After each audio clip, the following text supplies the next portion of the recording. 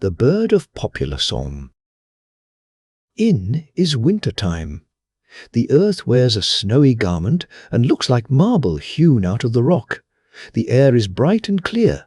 The wind is sharp as a well-tempered sword, and the trees stand like branches of white coral or blooming almond twigs, and here it is keen as on the lofty Alps.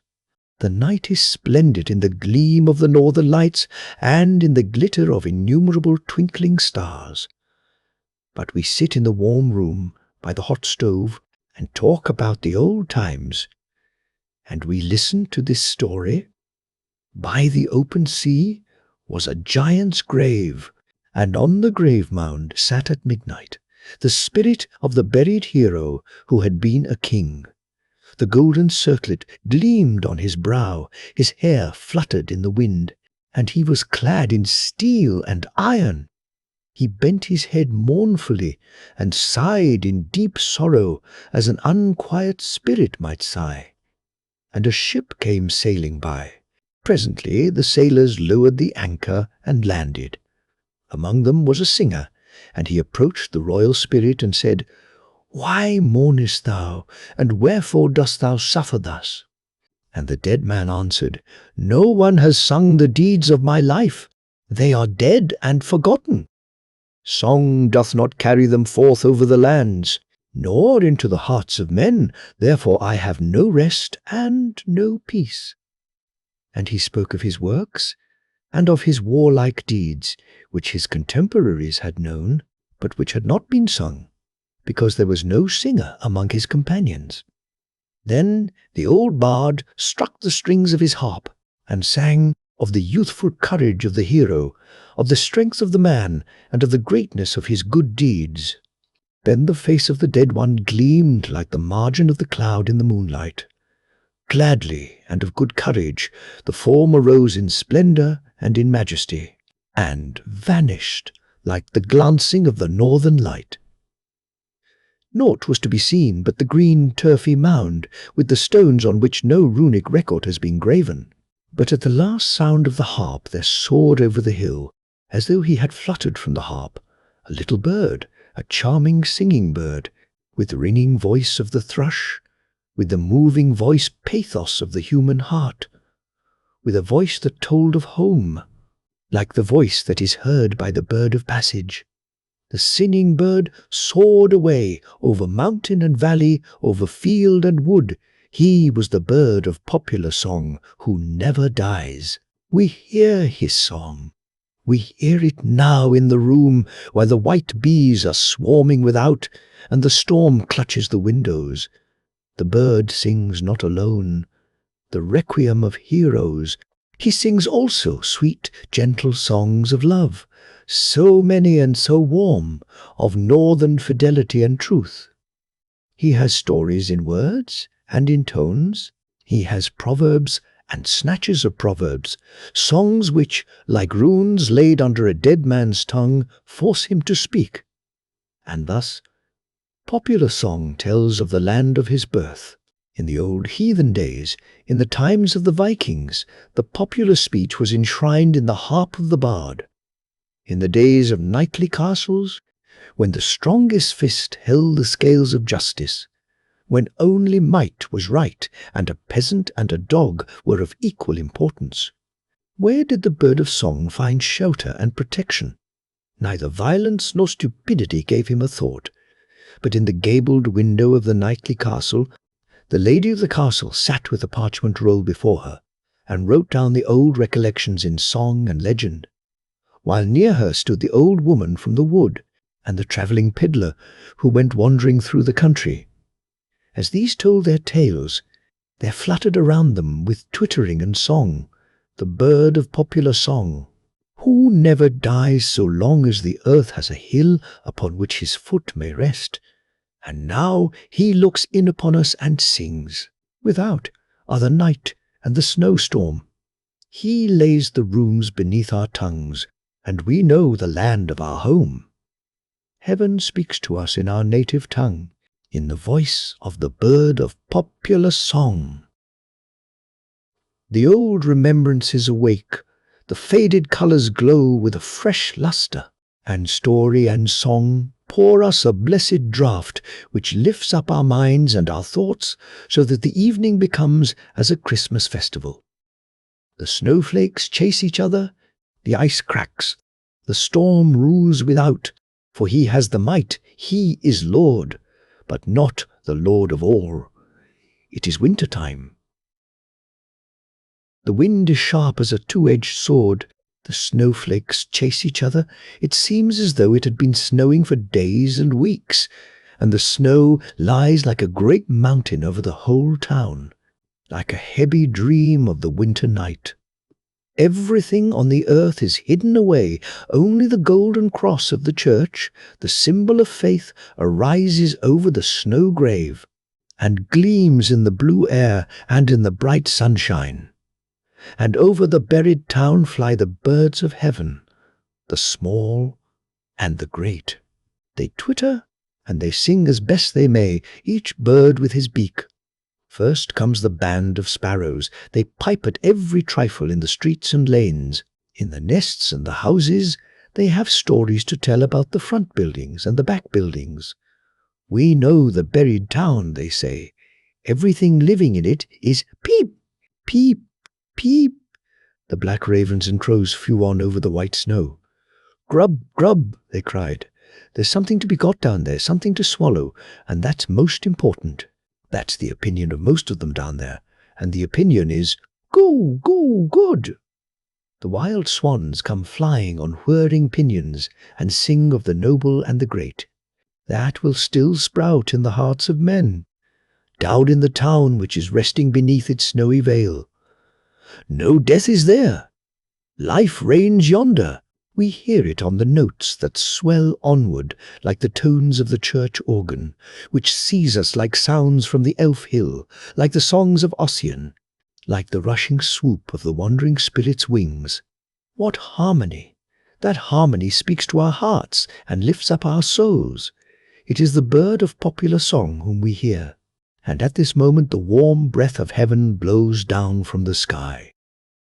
There are gaps in the snowy mountains. The sun shines into the clefts.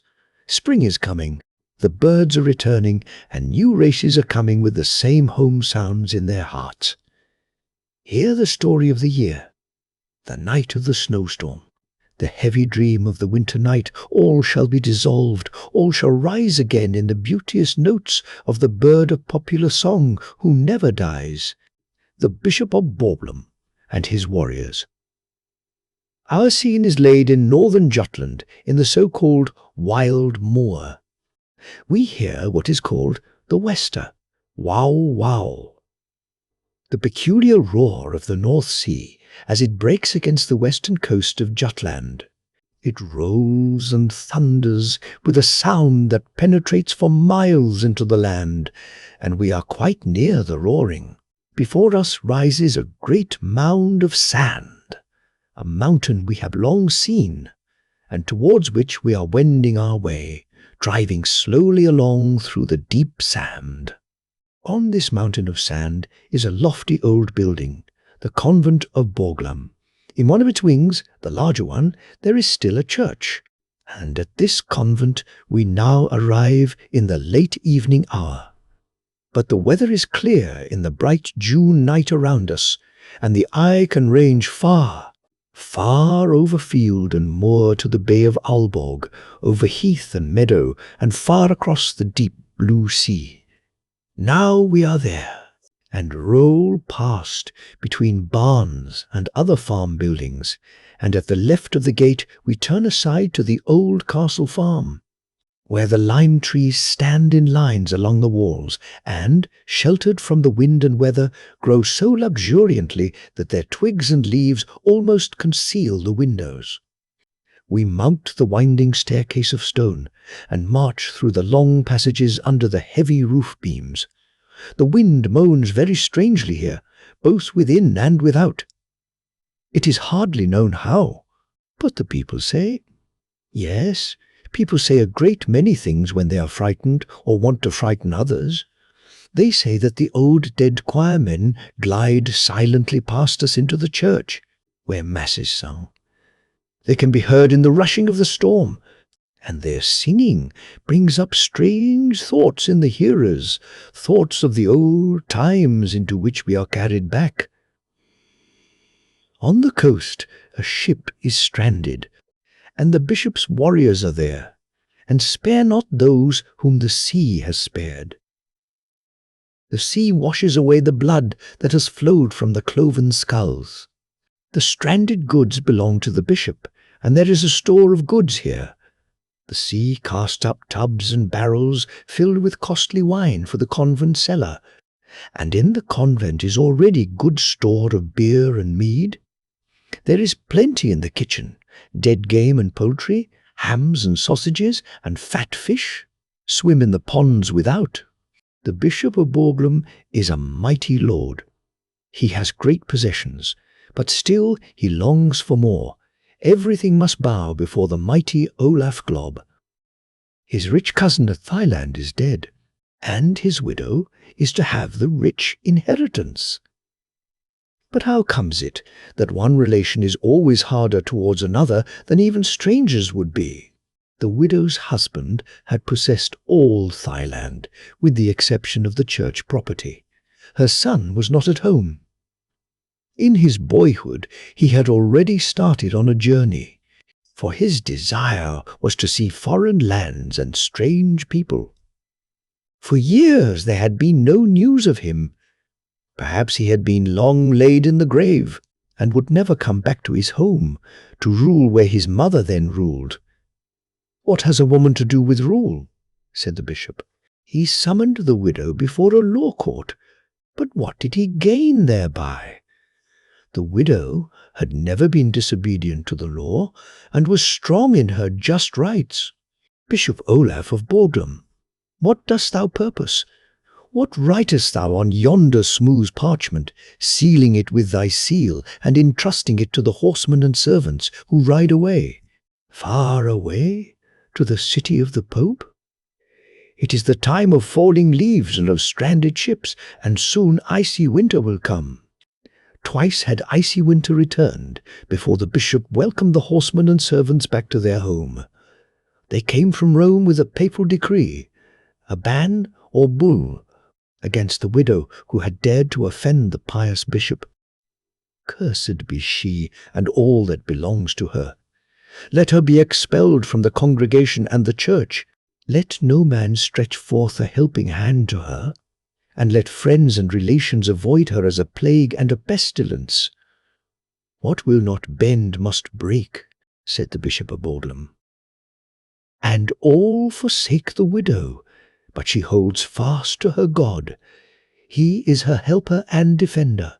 One servant only, an old maid, remained faithful to her, and with the old servant the widow herself followed the plough, and the crop grew, although the land had been cursed by the Pope and by the bishop. "Thou child of perdition, I will yet carry out my purpose," cried the Bishop of Borglum. "Now will I lay the hand of the Pope upon thee, to summon thee before the tribunal that shall condemn thee." Then did the widow yoke the last 2 oxen that remained to her to a wagon, and mounted up on the wagon with her old servant, and travelled away across the heath out of the Danish land. As a stranger, she came into a foreign country, where a strange tongue was spoken, and where new customs prevailed. Farther and farther she journeyed, to where green hills rise into mountains, and the vine clothes their sides. Strange merchants drive by her, and they look anxiously after their wagons laden with merchandise. They fear an attack from the armed followers of the robber knights. The 2 poor women, in their humble vehicle drawn by 2 black oxen, travel fearlessly through the dangerous sunken road and through the darksome forest. And now they were in Franconia, and there met them a stalwart knight with a train of 12 armed followers. He paused, gazed at the strange vehicle, and questioned the women as to the goal of their journey and the place whence they came. Then one of them mentioned Thailand in Denmark, and spoke of her sorrows, of her woes which were soon to cease, for so divine providence had willed it. for the stranger knight is the widow's son." He seized her hand, he embraced her, and the mother wept. For years she had not been able to weep, but had only bitten her lips till the blood started. It is the time of falling leaves and of stranded ships, and soon will icy winter come. The sea rolled wine tubs to the shore for the bishop's cellar. In the kitchen, the deer roasted on the spit before the fire. At Borglum, it was warm and cheerful in the heated rooms, while cold winter raged without.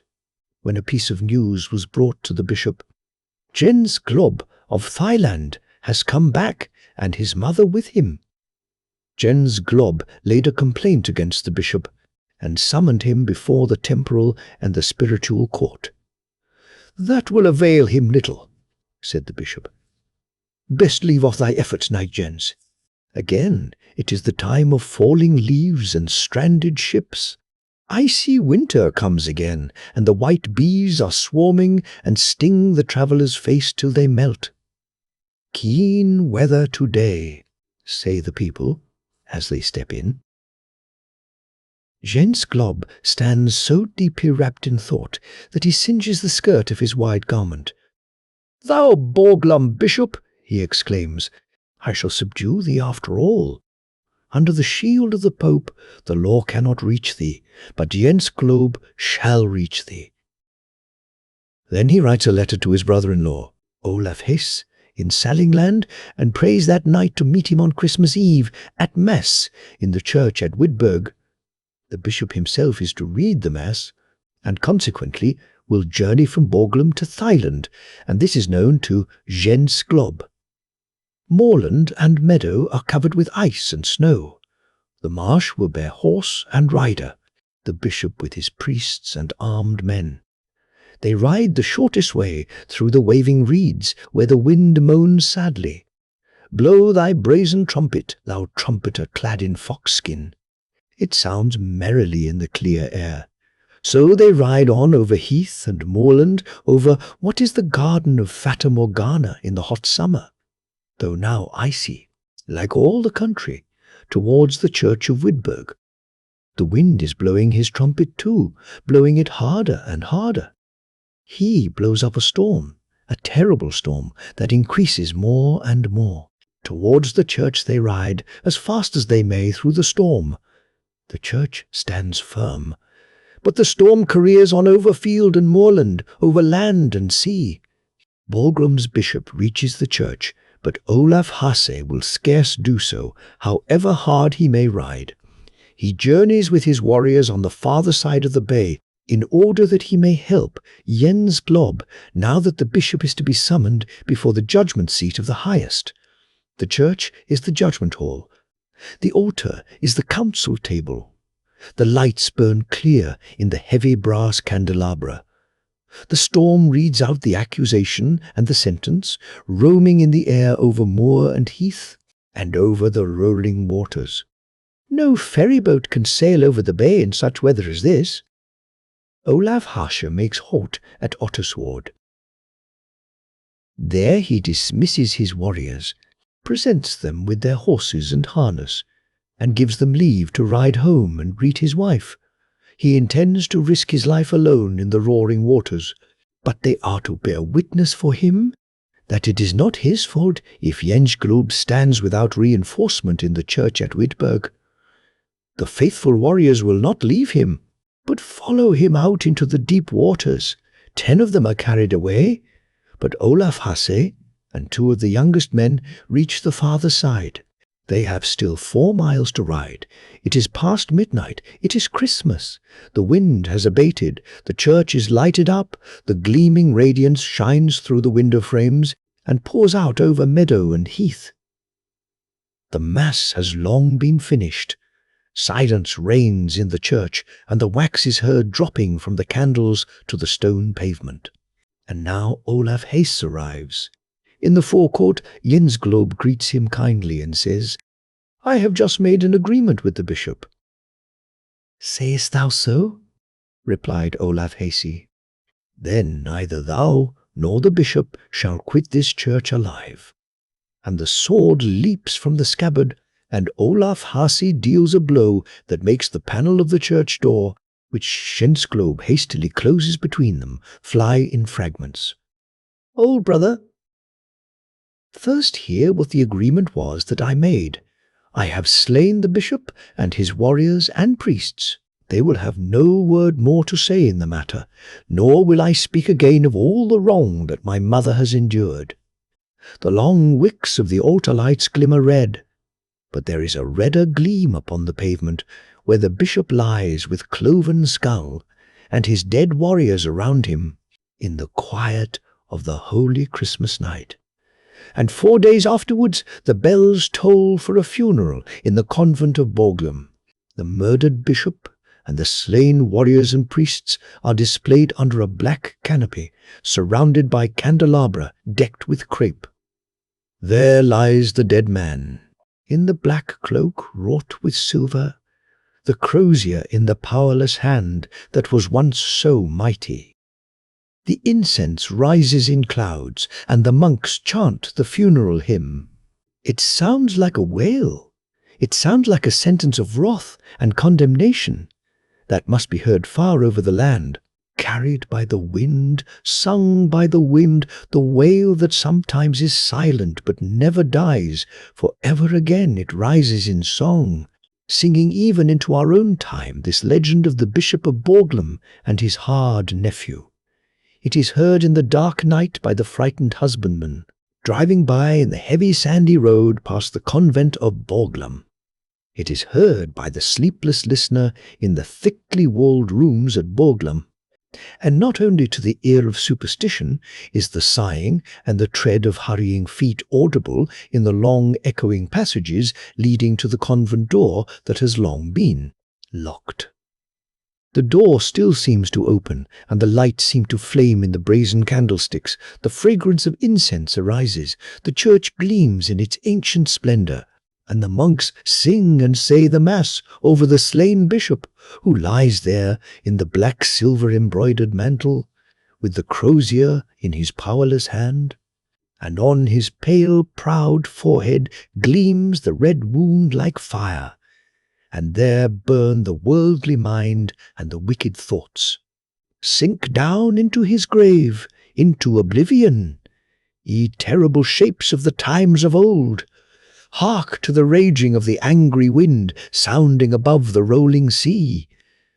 A storm approaches without, calling aloud for human lives. The sea has not put on a new mind with a new time. This night it is a horrible pit to devour up lives, and tomorrow, perhaps, it may be a glassy mirror, even as in the old time that we have buried. Sleep sweetly, if thou canst sleep. Now it is morning. The new time flings sunshine into the room. The wind still keeps up mightily. A wreck is announced, as in the old time. During the night, down yonder by Lochen, the little fishing village with the red-tiled roofs, we can see it up here from the window. A ship has come ashore. It has struck, and is fast embedded in the sand. But the rocket apparatus has thrown a rope on board and formed a bridge from the wreck to the mainland, and all on board are saved and reach the land, and are wrapped in warm blankets, and today they are invited to the farm at the convent of Borglum. In comfortable rooms they encounter hospitality and friendly faces. They are addressed in the language of their country, and the piano sounds for them with melodies of their native land, and before these have died away, the chord has been struck. The wire of thought that reaches to the land of the sufferers announces that they are rescued. Then their anxieties are dispelled, and that even they join in the dance at the feast given in the great hall at Borglum. Waltzes and Styrian dances are given, and Danish popular songs, and melodies of foreign lands in these modern times. Blessed be thou, new time! Speak thou of summer and of purer gales. Send thy sunbeams gleaming into our hearts and thoughts. On thy glowing canvas let them be painted. The dark legends of the rough, hard times that are past, the bottleneck, Close to the corner of a street, among other abodes of poverty, stood an exceedingly tall, narrow house, which had been so knocked about by time that it seemed out of joint in every direction. This house was inhabited by poor people, but the deepest poverty was apparent in the garret lodging in the gable. In front of the little window, an old bent bird-cage hung in the sunshine, which had not even a proper water-glass, but instead of it, the broken neck of a bottle, turned upside down, and a cork stuck in to make it hold the water with which it was filled. An old maid stood at the window. She had hung chickweed over the cage, and the little linnet which it contained hopped from perch to perch and sang and twittered merrily. "Yes, it's all very well for you to sing," said the bottleneck. That is, he did not really speak the words as we do, for the neck of a bottle cannot speak, but he thought them to himself in his own mind, just as people sometimes talk quietly to themselves. "Yes, you may sing very well. You have all your limbs uninjured. You should feel what it is like to lose your body, and only have a neck and a mouth left, with a cork stuck in it, as I have. You wouldn't sing then, I know. After all, it is just as well that there are some who can be happy. I have no reason to sing, nor could I sing now, if I were ever so happy. But when I was a whole bottle, and they rubbed me with a cork, didn't I sing then? I used to be called a complete lark. I remember when I went out to a picnic with the furrier's family, on the day his daughter was betrothed. It seems as if it only happened yesterday. I have gone through a great deal in my time. When I come to recollect, I have been in the fire and in the water. I have been deep in the earth, and have mounted higher in the air than most other people, and now I am swinging here, outside a birdcage, in the air and the sunshine.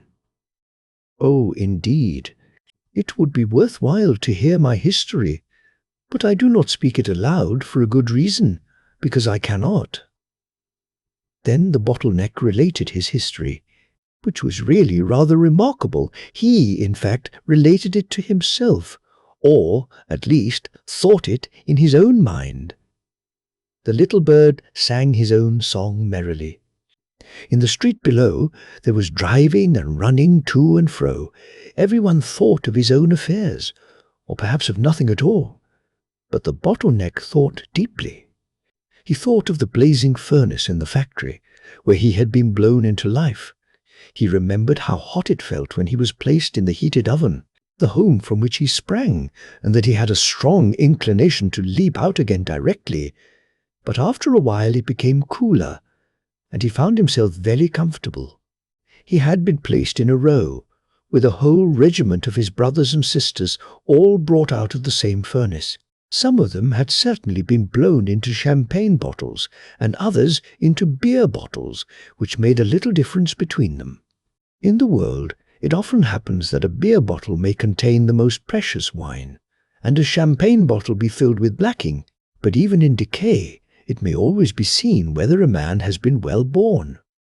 Nobility remains noble, as a champagne bottle remains the same, even with blacking in its interior.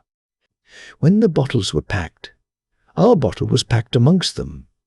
It little expected then to finish its career as a bottleneck, or to be used as a water-glass to a bird's cage, which is, after all, a place of honour, for it is to be of some use in the world.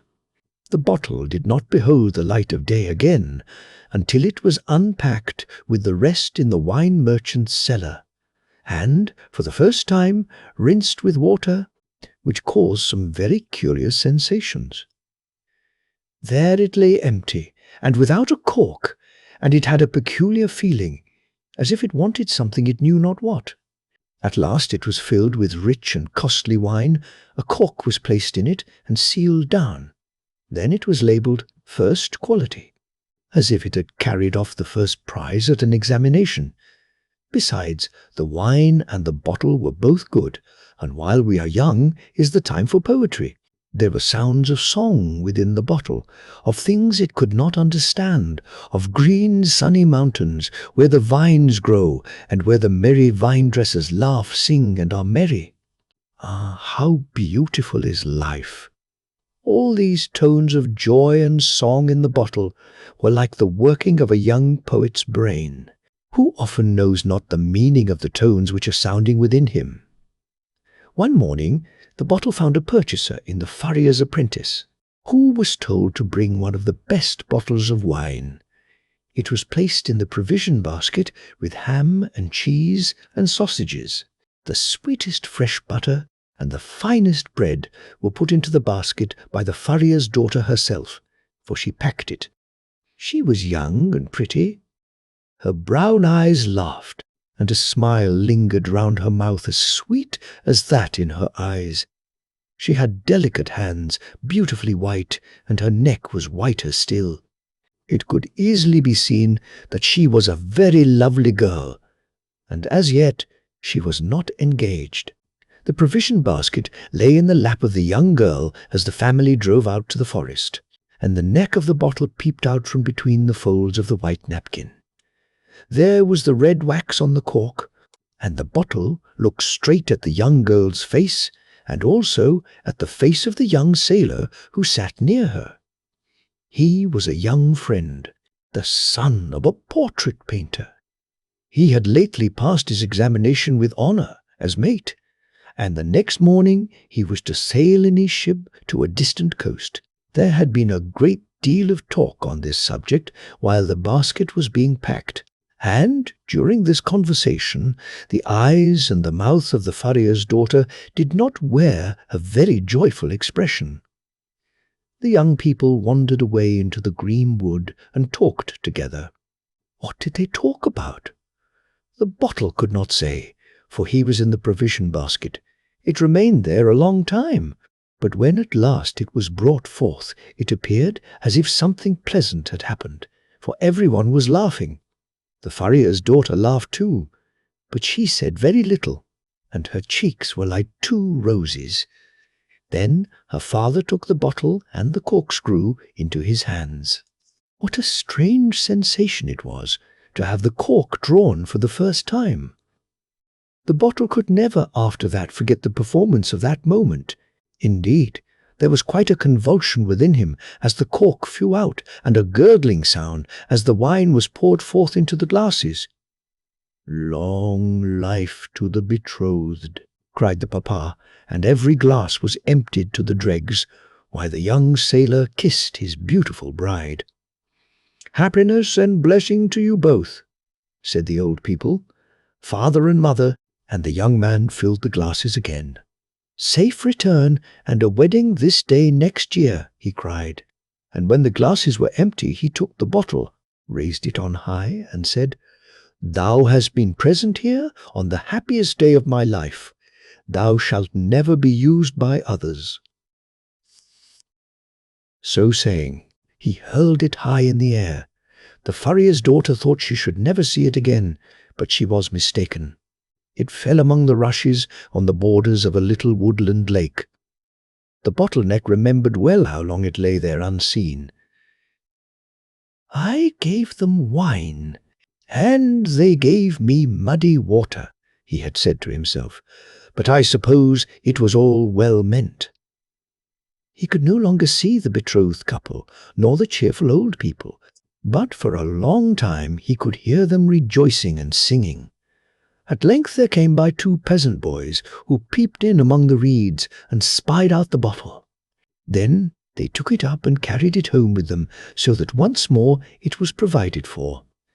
At home in their wooden cottage, these boys had an elder brother, a sailor, who was about to start on a long voyage. He had been there the day before to say farewell, and his mother was now very busy packing up various things for him to take with him on his voyage.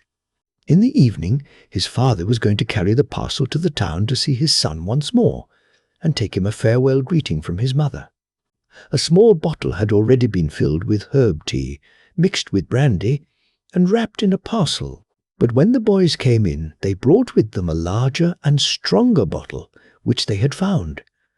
This bottle would hold so much more than the little one, and they all said the brandy would be so good for complaints of the stomach, especially as it was mixed with medical herbs. The liquid which they now poured into the bottle was not like the red wine with which it had once been filled. These were bitter drops, but they are of great use sometimes for the stomach. The new large bottle was to go, not the little one, so the bottle once more started on its travels. It was taken on board, for Peter Jensen was one of the crew, the very same ship in which the young mate was to sail. But the mate did not see the bottle. Indeed, if he had, he would not have known it, or supposed it was the one out of which they had drunk to the felicity of the betrothed and to the prospect of a marriage on his own happy return. Certainly the bottle no longer poured forth wine, but it contained something quite as good, and so it happened that whenever Peter Jensen brought it out, his messmates gave it the name of the apothecary, for it contained the best medicine to cure the stomach, and he gave it out quite willingly as long as a drop remained. Those were happy days, and the bottle would sing when rubbed with a cork, and it was called a great lark, Peter Jensen's lark. Long days and months rolled by, during which the bottle stood empty in a corner when a storm arose. Whether on the passage out or home it could not tell, for it had never been ashore. It was a terrible storm. Great waves arose, darkly heaving and tossing the vessel to and fro. The main mast was split asunder, the ship sprang a leak, and the pumps became useless, while all around was black as night. At the last moment, when the ship was sinking, the young mate wrote on a piece of paper, "We are going down. God's will be done." Then he wrote the name of his betrothed, his own name, and that of the ship. Then he put the leaf in an empty bottle that happened to be at hand, corked it down tightly, and threw it into the foaming sea. He knew not that it was the very same bottle from which the goblet of joy and hope had once been filled for him. And now it was tossing on the waves with his last greeting and a message from the dead. The ship sank, and the crew sank with her. But the bottle flew on like a bird, for it bore within it a loving letter from a loving heart. And as the sun rose and set, the bottle felt as at the time of its first existence, when in the heated glowing stove it had a longing to fly away. It outlived the storms and the calm. It struck against no rocks, was not devoured by sharks, but drifted on for more than a year, sometimes towards the north, sometimes towards the south, just as the current carried it. It was in all other ways its own master, but even of that one may get tired. The written leaf, the last farewell of the bridegroom to his bride, would only bring sorrow when once it reached her hands. But where were those hands, so soft and delicate, which had once spread the tablecloth on the fresh grass in the green wood on the day of her betrothal? Ah, yes! Where was the furrier's daughter? And where was the land which might lie nearest to her home? The bottle knew not. It travelled onward, and at last all this wandering about became wearisome. At all events, it was not its usual occupation. But it had to travel, till at length it reached land. A foreign country. Not a word spoken in this country could the bottle understand. It was a language it had never before heard. And it is a great loss not to be able to understand a language. The bottle was fished out of the water and examined on all sides.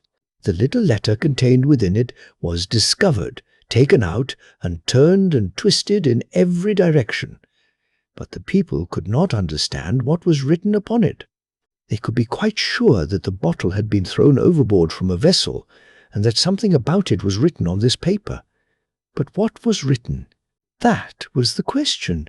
So the paper was put back into the bottle, and then both were put away in a large cupboard of one of the great houses of the town.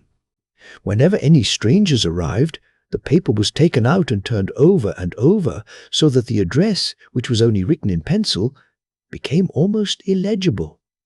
And at last no one could distinguish any letters on it at all.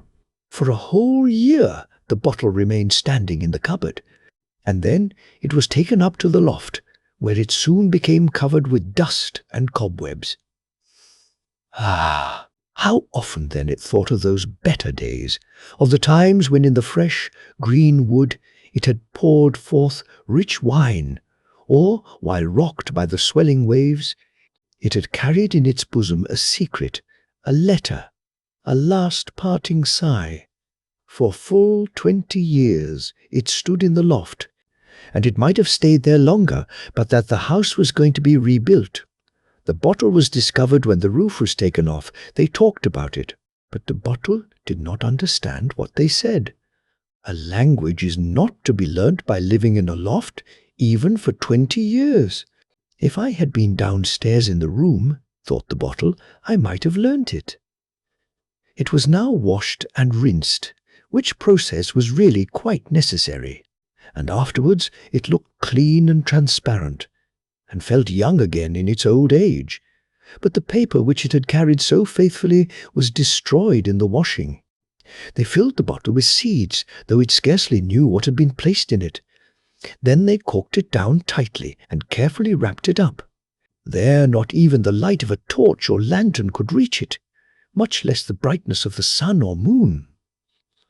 And yet, thought the bottle, men go on a journey that they may see as much as possible, and I can see nothing. However, it did something quite as important. It travelled to the place of its destination, and was unpacked.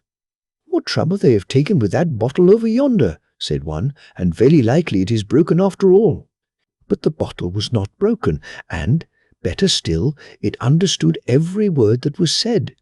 This language it had heard at the furnaces and at the wine merchants, in the forest and on the ship. It was the only good old language it could understand. It had returned home, and the language was as a welcome greeting. For very joy, it felt ready to jump out of people's hands, and scarcely noticed that its cork had been drawn and its contents emptied out, till it found itself carried to a cellar, to be left there and forgotten. There's no place like home, even if it's a cellar.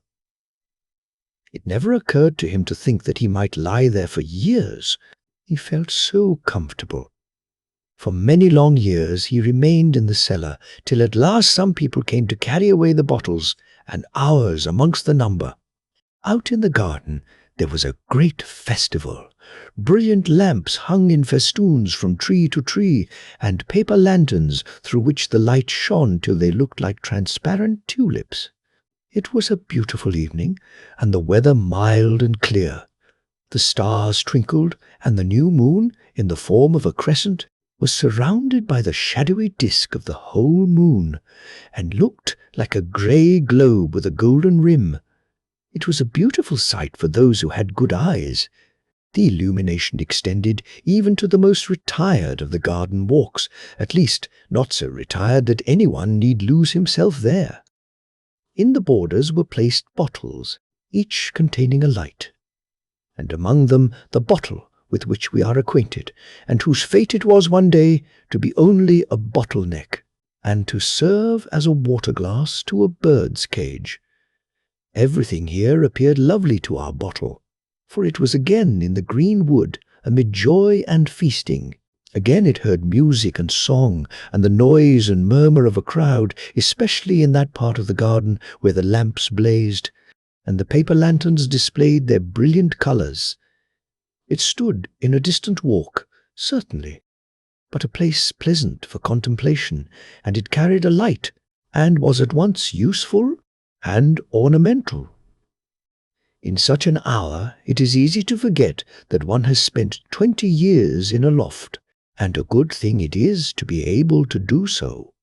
Close before the bottle passed a single pair, like the bridal pair, the mate and the furrier's daughter who had so long ago wandered in the wood. It seemed to the bottle as if he were living that time over again. Not only the guests, but other people were walking in the garden, who were allowed to witness the splendor and the festivities. Among the latter came an old maid, who seemed to be quite alone in the world. She was thinking, like the bottle, of the green wood, and of a young betrothed pair, who were closely connected with herself. She was thinking of that hour, the happiest of her life, in which she had taken part, when she had herself been one of that betrothed pair. Such hours are never to be forgotten, let a maiden be as old as she may. But she did not recognize the bottle. Neither did the bottle notice the old maid, and so we often pass each other in the world when we meet, as did these two, even while together in the same town. The bottle was taken from the garden, and again sent to a wine merchant, where it was once more filled with wine, and sold to an aeronaut, who was to make an ascent in his balloon on the following Sunday. A great crowd assembled to witness the sight. Military music had been engaged, and many other preparations made. The bottle saw it all from the basket in which he lay close to a live rabbit. The rabbit was quite excited, because he knew that he was to be taken up and let down again in a parachute. The bottle, however, knew nothing of the up or the down. He saw only that the balloon was swelling larger and larger till it could swell no more, and began to rise and be restless. Then the ropes which held it were cut through, and the aerial ship rose in the air with the aeronaut and the basket containing the bottle and the rabbit, while the music sounded and all the people shouted, "Hurrah!" "This is a wonderful journey up into the air," thought the bottle. "It is a new way of sailing, and here, at least, there is no fear of striking against anything." Thousands of people gazed at the balloon, and the old maid who was in the garden saw it also, for she stood at the open window of the garret, by which hung the cage containing the linnet, who then had no water-glass, but was obliged to be contented with an old cup. In the window-sill stood a myrtle in a pot, and this had been pushed a little on one side, that it might not fall out, for the old maid was leaning out of the window, that she might see. And she did see distinctly the aeronaut in the balloon, and how he let down the rabbit in the parachute, and then drank to the health of all the spectators and the wine from the bottle. After doing this, he hurled it high into the air. How little she thought that this was the very same bottle which her friend had thrown aloft in her honour, on that happy day of rejoicing in the green wood, in her youthful days. The bottle had no time to think when raised so suddenly, and before it was aware, it reached the highest point it had ever attained in its life. Steeples and roofs lay far, far beneath it, and the people looked as tiny as possible. Then it began to descend much more rapidly than the rabbit had done, made somersaults in the air, and felt itself quite young and unfettered, although it was half full of wine. But this did not last long. What a journey it was! All the people could see the bottle, for the sun shone upon it. The balloon was already far away, and very soon the bottle was far away also, for it fell upon a roof and broke in pieces. But the pieces had got such an impetus in them that they could not stop themselves. They went jumping and rolling about till at last they fell into the courtyard and were broken into still smaller pieces. Only the neck of the bottle managed to keep whole, and it was broken off as clean as if it had been cut with a diamond. "That would make a capital bird's glass," said one of the cellarmen, but none of them had either a bird or a cage, and it was not to be expected they would provide one just because they had found a bottle-neck that could be used as a glass. But the old maid who lived in the garret had a bird, and it really might be useful to her, so the bottle-neck was provided with a cork, and taken up to her, and, as it often happens in life, the part that had been uppermost was now turned downwards, and it was filled with fresh water. Then they hung it in the cage of the little bird, who sang and twittered more merrily than ever. "Ah, you have good reason to sing," said the bottle-neck, which was looked upon as something very remarkable. because it had been in a balloon. Nothing further was known of its history. As it hung there in the bird's cage, it could hear the noise and murmur of the people in the street below, as well as the conversation of the old maid in the room within. An old friend had just come to visit her, and they talked, not about the bottleneck, but of the myrtle in the window. "No, you must not spend $1 for your daughter's bridal bouquet," said the old maid. "You shall have a beautiful little bunch for a nosegay, full of blossoms. Do you see how splendidly the tree has grown? It has been raised from only a little sprig of myrtle that you gave me on the day after my betrothal, and from which I was to make my own bridal bouquet when a year had passed. But that day never came. The eyes were closed, which were to have been my light and joy through life. In the depths of the sea my beloved sleeps sweetly. The myrtle has become an old tree, and I am a still older woman. Before the sprig you gave me faded, I took a spray and planted it in the earth, and now, as you see, it has become a large tree, and a bunch of the blossoms shall at last appear at a wedding festival in the bouquet of your daughter." There were tears in the eyes of the old maid as she spoke of the beloved of her youth and of their betrothal in the wood. Many thoughts came into her mind, but the thought never came. That quite close to her, in that very window, was a remembrance of those olden times, the neck of the bottle which had, as it were, shouted for joy when the cork flew out with a bang on the betrothal day. But the bottleneck did not recognize the old maid. He had not been listening to what she had related, perhaps because he was thinking so much about her. The brave tin soldier. There were once 25 tin soldiers who were all brothers, for they had been made out of the same old tin spoon. They shouldered arms and looked straight before them and wore a splendid uniform, red and blue. The first thing in the world they ever heard were the words, "Tin soldiers," uttered by a little boy who clapped his hands with delight when the lid of the box in which they lay was taken off. They were given him for a birthday present, and he stood at the table to set them up. The soldiers were all exactly alike, excepting one who had only one leg. He had been left to the last, and then there was not enough of the melted tin to finish him, so they made him to stand firmly on one leg, and this caused him to be very remarkable. The table on which the tin soldiers stood was covered with other playthings, but the most attractive to the eye was a pretty little paper castle. Through the small windows the rooms could be seen. In front of the castle a number of little trees surrounded a piece of looking-glass, which was intended to represent a transparent lake. Swans, made of wax, swam on the lake and were reflected in it.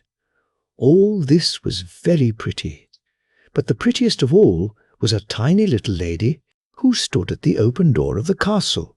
She, also, was made of paper, and she wore a dress of clear muslin, with a narrow blue ribbon over her shoulders just like a scarf. In front of these was fixed a glittering tinsel rose as large as her whole face. The little lady was a dancer, and she stretched out both her arms and raised one of her legs so high that the tin soldier could not see it at all, and he thought that she, like himself, had only one leg. "That is the wife for me," he thought, "but she is too grand and lives in a castle, while I have only a box to live in, 25 of us altogether. That is no place for her. Still, I must try and make her acquaintance." Then he laid himself at full length on the table behind a snuff-box that stood upon it, so that he could peep at the little delicate lady, who continued to stand on one leg without losing her balance. When evening came, the other tin soldiers were all placed in the box, and the people of the house went to bed. Then the playthings began to have their own games together, to pay visits, to have sham fights, and to give balls. The tin soldiers rattled in their box. They wanted to get out and join the amusements, but they could not open the lid. The nutcrackers played at leapfrog, and the pencil jumped about the table. There was such a noise that the canary woke up and began to talk. And in poetry, too. Only the tin soldier and the dancer remained in their places. She stood on tiptoe, with her legs stretched out as firmly as he did on his one leg. He never took his eyes from her for even a moment.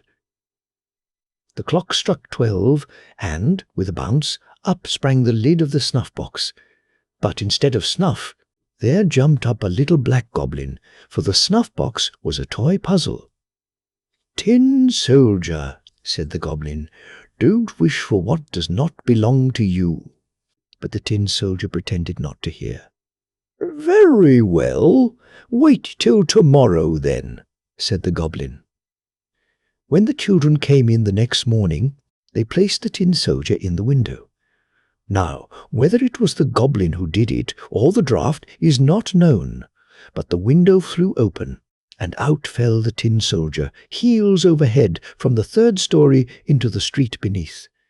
It was a terrible fall, for he came head downwards, his helmet and his bayonet stuck in between the flagstones, and his one leg up in the air.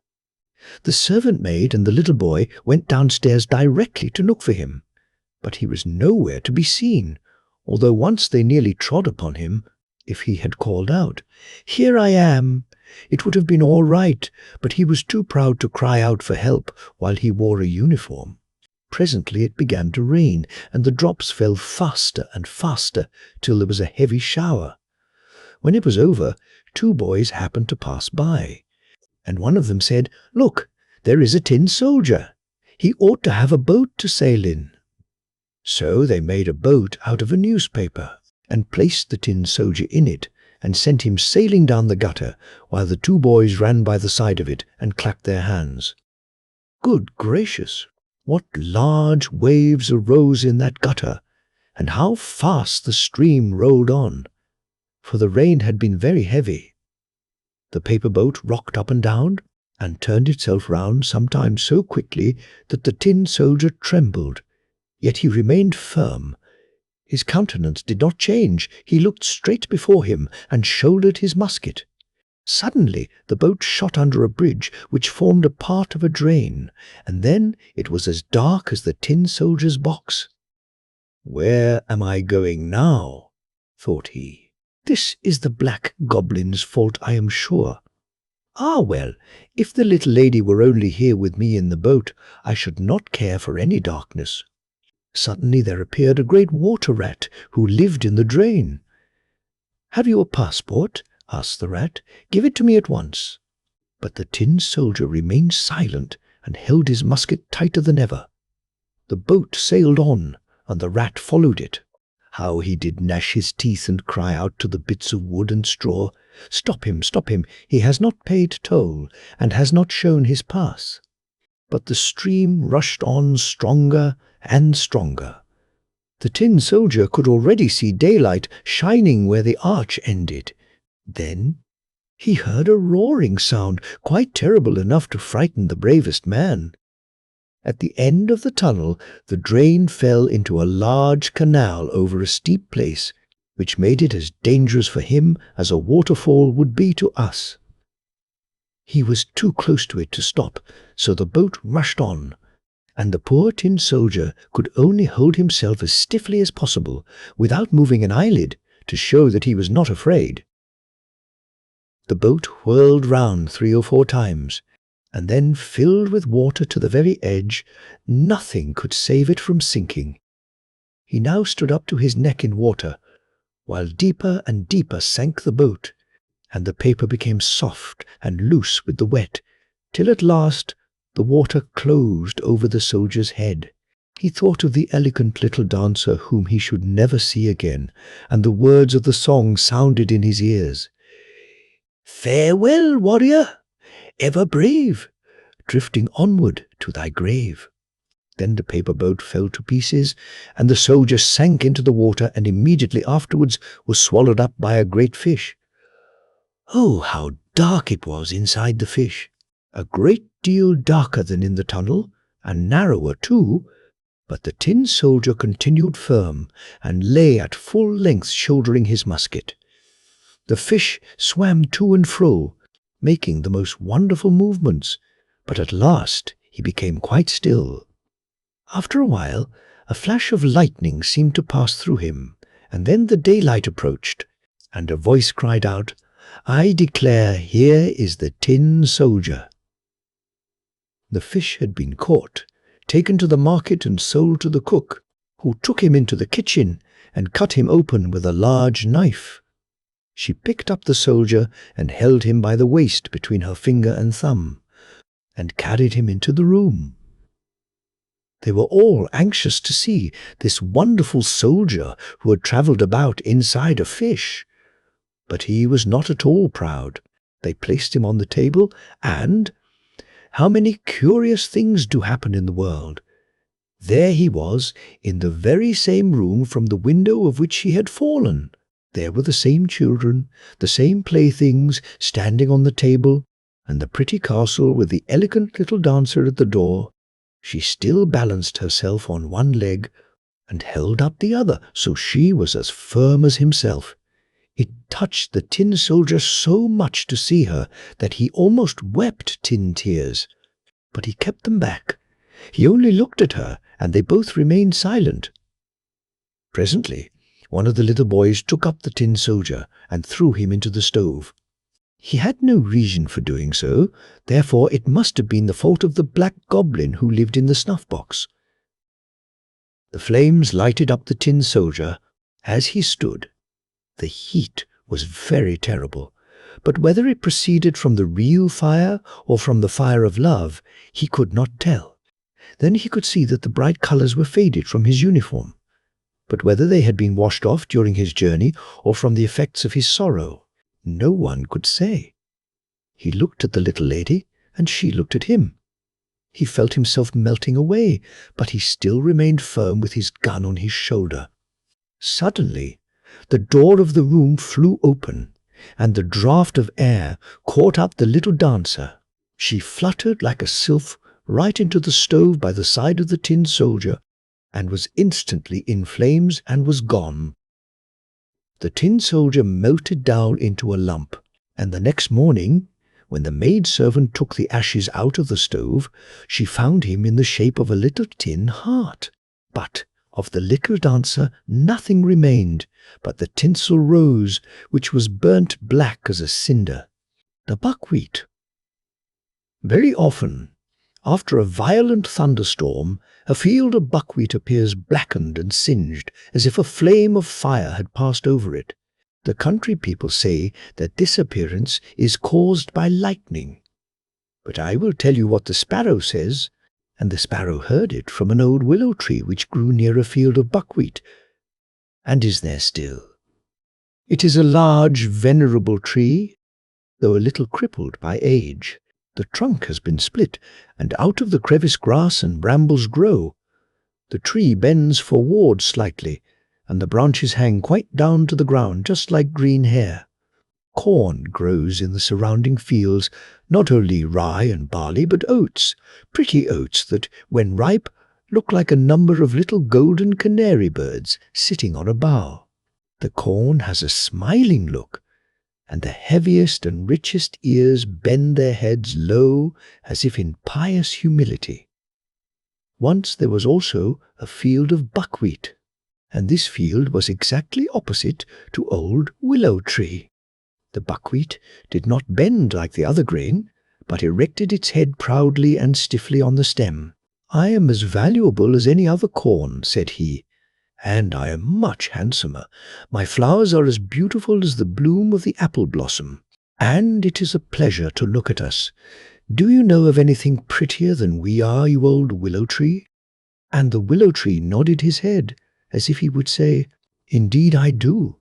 But the buckwheat spread itself out with pride, and said, "Stupid tree, he is so old that grass grows out of his body." There arose a very terrible storm. All the field flowers folded their leaves together, or bowed their little heads, while the storm passed over them, but the buckwheat stood erect in its pride.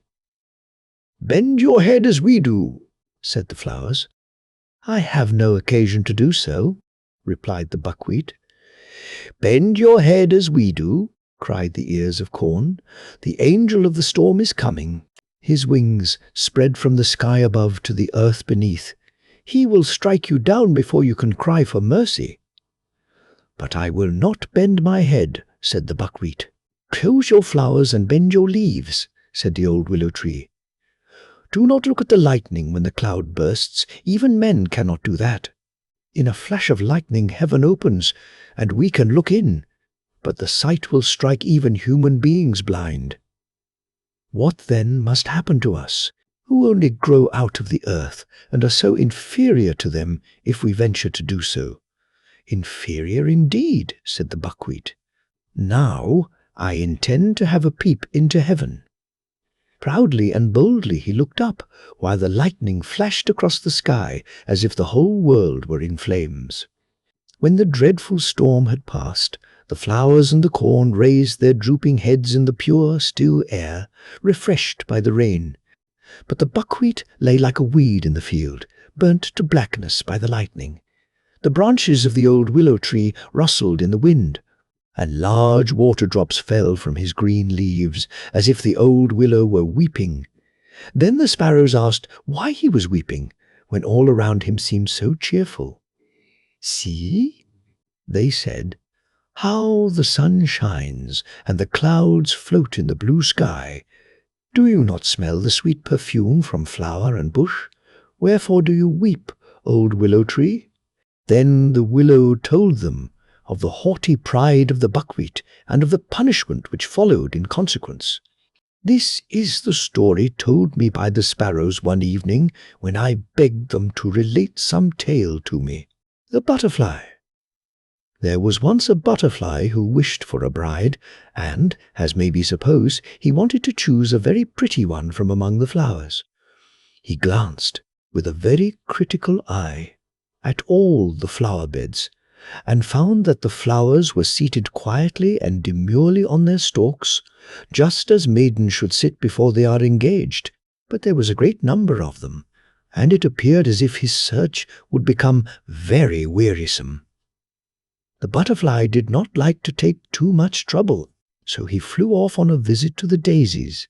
The French call this flower marguerite, and they say that the little daisy can prophesy. Lovers pluck off the leaves, and as they pluck each leaf, they ask a question about their lovers. Thus, "Does he or she love me? Ardently? Distractedly? Very much? A little? Not at all?" And so on. Everyone speaks these words in his own language. The butterfly came also to Marguerite to inquire, but he did not pluck off her leaves. He pressed a kiss on each of them, for he thought there was always more to be done by kindness. "Darling Marguerite Daisy," he said to her, "you are the wisest woman of all the flowers. Pray tell me which of the flowers I shall choose for my wife. Which will be my bride? When I know, I will fly directly to her and propose." But Marguerite did not answer him. She was offended that he should call her a woman when she was only a girl, and there is a great difference. He asked her a second time, and then a third, but she remained dumb and answered not a word. Then he would wait no longer, but flew away to commence his wooing at once.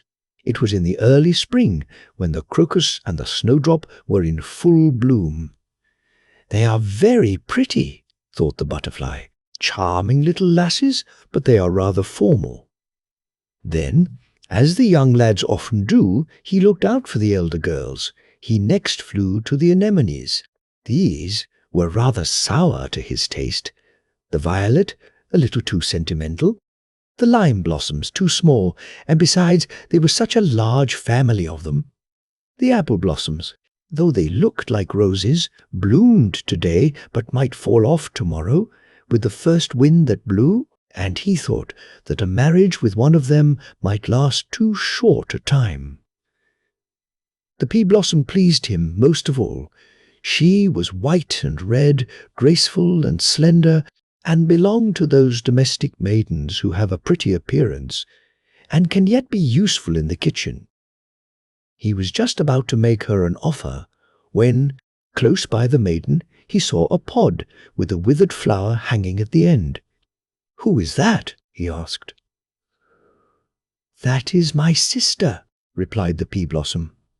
"Oh, indeed, and you will be like her some day," said he, and he flew away directly, for he felt quite shocked.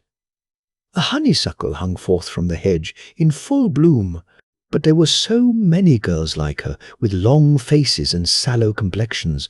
No, he did not like her. But which one did he like? Spring went by, and summer drew towards its close. Autumn came, but he had not decided. The flowers now appeared in their most gorgeous robes, but all in vain. They had not the fresh, fragrant air of youth. For the heart asks for fragrance, even when it is no longer young, and there is very little of that to be found in the dahlias or the dry chrysanthemums. Therefore the butterfly turned to the mint on the ground. "You know, this plant has no blossom, but it is sweetness all over, full of fragrance from head to foot, with the scent of a flower in every leaf." "I will take her," said the butterfly, and he made her an offer. But the mint stood silent and stiff as she listened to him. At last she said, "Friendship, if you please, nothing more. I am old, and you are old, but we may live for each other just the same as to marrying. No, don't let us appear ridiculous at our age." And so it happened that the butterfly got no wife at all. He had been too long choosing, which is always a bad plan, and the butterfly became what is called an old bachelor. It was late in the autumn, with rainy and cloudy weather. The cold wind blew over the bowed backs of the willows, so that they creaked again.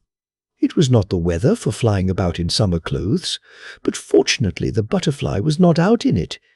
He had got a shelter by chance. It was in a room heated by a stove, and as warm as summer. He could exist here, he said, well enough. "But it is not enough merely to exist," said he. "I need freedom, sunshine, and a little flower for a companion."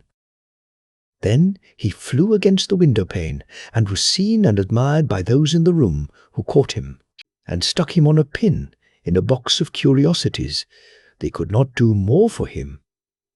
"Now I am perched on a stalk, like the flowers," said the butterfly. "It is not very pleasant, certainly. I should imagine it is something like being married, for here I am stuck fast." And with this thought he consoled himself a little. "That seems very poor consolation," said one of the plants in the room, "that grew in a pot." "Ah," thought the butterfly, "one can't very well trust these plants in pots. They have too much to do with mankind. The child in the grave!" It was a very sad day, and every heart in the house felt the deepest grief. For the youngest child, a boy of 4 years old, the joy and hope of his parents, was dead. 2 daughters, the elder of whom was going to be confirmed, still remained.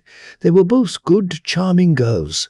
But the lost child always seems the dearest, and when it is youngest and a son, it makes the trial still more heavy.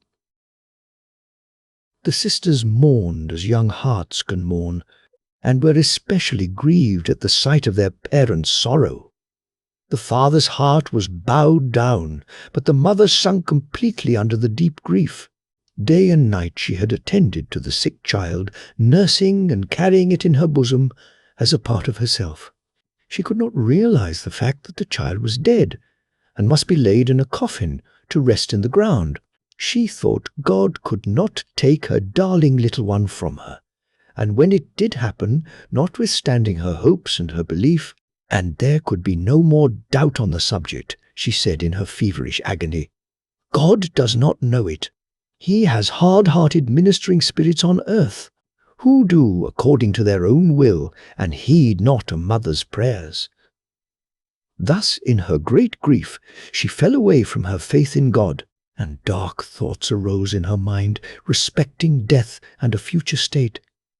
She tried to believe that man was but dust, and that with his life all existence ended. But these doubts were no support to her, nothing on which she could rest, and she sunk into the fathomless depths of despair. In her darkest hours she ceased to weep, and thought not of the young daughters who were still left to her. The tears of her husband fell on her forehead, but she took no notice of him. Her thoughts were with her dead child. Her whole existence seemed wrapped up in the remembrances of the little one and of every innocent word it had uttered. The day of the little child's funeral came. For nights previously the mother had not slept, but in the morning twilight of this day she sunk from weariness into a deep sleep. In the meantime the coffin was carried into a distant room and there nailed down, that she might not hear the blows of the hammer. When she awoke, and wanted to see her child, the husband, with tears, said, "We have closed the coffin. It was necessary to do so. When God is so hard to me, how can I expect men to be better?" she said with groans and tears. The coffin was carried to the grave, and the disconsolate mother sat with her young daughters. She looked at them, but she saw them not, for her thoughts were far away from the domestic hearth.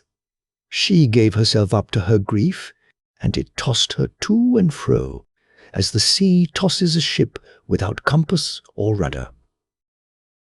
So the day of the funeral passed away, and similar days followed, of dark, wearisome pain. With tearful eyes and mournful glances, the sorrowing daughters and the afflicted husband looked upon her who would not hear their words of comfort. And, indeed, what comforting words could they speak when they were themselves so full of grief? It seemed as if she would never again know sleep, and yet it would have been her best friend, one who would have strengthened her body and poured peace into her soul. They at last persuaded her to lie down, and then she would lie as still as if she slept. One night, when her husband listened, as he often did, to her breathing, he quite believed that she had at length found rest and relief in sleep. He folded his arms and prayed, and soon sunk himself into healthful sleep. Therefore he did not notice that his wife arose, threw on her clothes, and glided silently from the house to go where her thoughts constantly lingered, to the grave of her child. She passed through the garden to a path across a field that led to the churchyard. No one saw her as she walked, nor did she see anyone, for her eyes were fixed upon the one object of her wanderings. It was a lovely starlight night in the beginning of September, and the air was mild and still.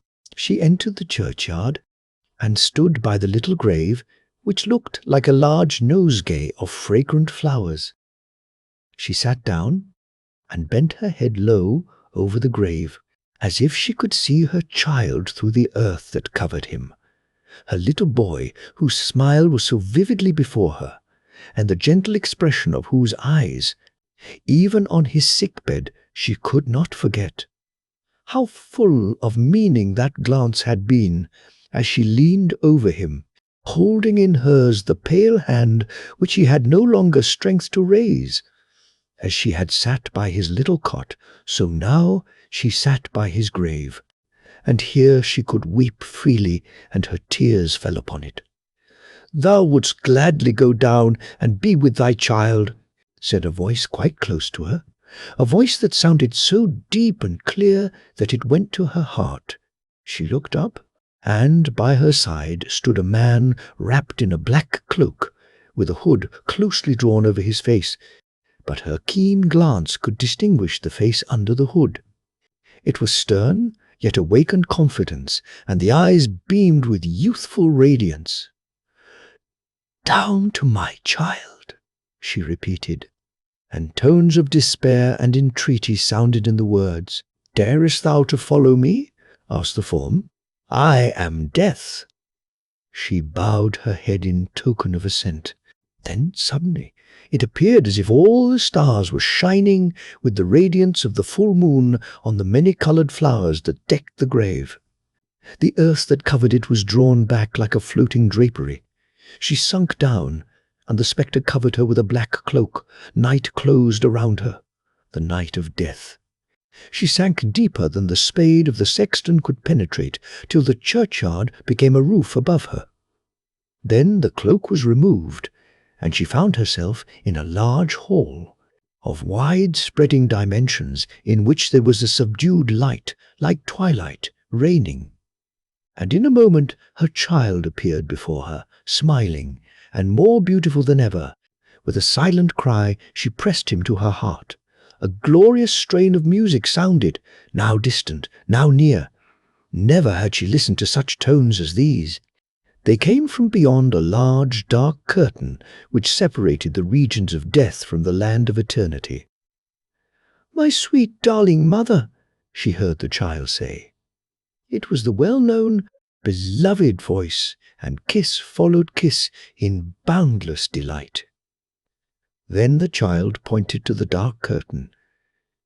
"There is nothing so beautiful on earth as it is here. Mother, do you not see them all? Oh, it is happiness indeed." But the mother saw nothing of what the child pointed out, only the dark curtain. She looked with earthly eyes, and could not see as the child saw, he whom God has called to be with himself. She could hear the sounds of music, but she heard not the words, the word in which she was to trust. "I can fly now, mother," said the child. "I can fly with other happy children into the presence of the Almighty." "I would fain fly away now, but if you weep for me as you are weeping now, you may never see me again. And yet I would go so gladly. May I not fly away? And you will come to me soon, will you not, dear mother?" "Oh, stay, stay," implored the mother. "Only one moment more, only once more, that I may look upon thee, and kiss thee, and press thee to my heart." Then she kissed and fondled her child. Suddenly her name was called from above. What could it mean? Her name uttered in a plaintive voice. "Hearest thou?" said the child. "It is my father who calls thee." And in a few moments deep sighs were heard, as of children weeping. "They are my sisters," said the child. "Mother, surely you have not forgotten them." And then she remembered those she left behind, and a great terror came over her. She looked around her at the dark night. Dim forms flitted by. She seemed to recognize some of them, as they floated through the regions of death towards the dark curtain where they vanished. Would her husband and her daughters flit past? No! Their sighs and lamentations still sounded from above, and she had nearly forgotten them for the sake of him who was dead. "Mother, now the bells of heaven are ringing," said the child. "Mother, the sun is going to rise." An overpowering light streamed in upon her. The child had vanished, and she was being borne upwards. All around her became cold. She lifted her head, and saw that she was lying in the churchyard, on the grave of her child. The Lord, in a dream, had been a guide to her feet and a light to her spirit. She bowed her knees and prayed for forgiveness. She had wished to keep back her soul from its immortal flight. She had forgotten her duties towards the living who were left her. And when she had offered this prayer, her heart felt lighter. The sun burst forth over her head, a little bird caroled his song, and the church bell sounded for the early service. Everything around her seemed holy, and her heart was chastened. She acknowledged the goodness of God, she acknowledged the duties she had to perform, and eagerly she returned home. She bent over her husband who still slept. Her warm, devoted kiss awakened him, and words of heartfelt love fell from the lips of both. Now she was gentle and strong as a wife can be, and from her lips came the words of faith, "Whatever he doeth is right and best." Then her husband asked, From whence hast thou all at once derived such strength and comforting faith?" And as she kissed him and her children, she said, "It came from God, through my child in the grave." The conceited apple branch! It was the month of May. The wind still blew cold, but from bush and tree, field and flower came the welcome sound, "Spring is come." Wild flowers in profusion covered the hedges. Under the little apple tree, Spring seemed busy, and told his tale from one of the branches which hung fresh and blooming, and covered with delicate pink blossoms that were just ready to open. The branch well knew how beautiful it was. This knowledge exists as much in the leaf as in the blood. I was therefore not surprised when a nobleman's carriage, in which sat the young countess, stopped in the road just by. She said that an apple branch was a most lovely object, and an emblem of spring in its most charming aspect. Then the branch was broken off for her, and she held it in her delicate hand and sheltered it with her silk parasol. Then they drove to the castle, in which were lofty halls and splendid drawing-rooms. Pure white curtains fluttered before the open windows, and beautiful flowers stood in shining, transparent vases, and in one of them, which looked as if it had been cut out of newly fallen snow, the apple branch was placed among some fresh, light twigs of beech. It was a charming sight. Then the branch became proud, which was very much like human nature. People of every description entered the room, and, according to their position in society, so dared they to express their admiration. Some few said nothing. Others expressed too much, and the apple branch very soon got to understand that there was as much difference in the characters of human beings as in those of plants and flowers. Some are all for pomp and parade.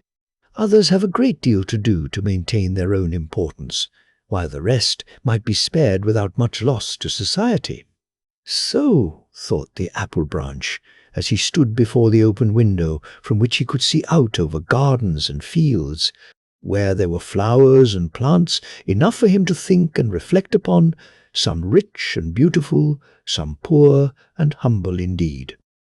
"Poor despised herbs," said the apple branch. "There is really a difference between them and such as I am. How unhappy they must be if they can feel as those in my position do. There is a difference indeed, and so there ought to be, or we should all be equals." And the apple branch looked with a sort of pity upon them, especially on a certain little flower that is found in fields and in ditches. No one bound these flowers together in a nosegay. They were too common. They were even known to grow between the paving stones, shooting up everywhere, like bad weeds, and they bore the very ugly name of dog flowers or dandelions. "Poor, despised plants," said the apple bough. "It is not your fault that you are so ugly, and that you have such an ugly name. But it is with plants as with men. There must be a difference." "A difference!" cried the sunbeam, as he kissed the blooming apple branch, and then kissed the yellow dandelion out in the fields. All were brothers, and the sunbeam kissed them, the poor flowers as well as the rich. The apple bough had never thought of the boundless love of God, which extends over all the works of creation, over everything which lives and moves and has its being in him. He had never thought of the good and beautiful which are so often hidden, but can never remain forgotten by him, not only among the lower creation, but also among men. The sunbeam, the ray of light, knew better. "You do not see very far, nor very clearly," he said to the apple branch. "Which is the despised plant you so specially pity?" "The dandelion," he replied. "No one ever places it in a nosegay.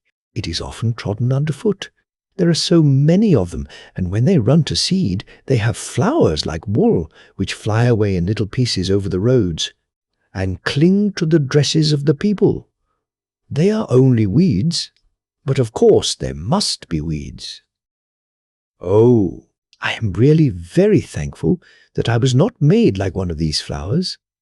There came presently across the fields a whole group of children, the youngest of whom was so small that it had to be carried by the others, and when he was seated on the grass among the yellow flowers, he laughed aloud with joy, kicked out his little legs, rolled about, plucked the yellow flowers, and kissed them in childlike innocence.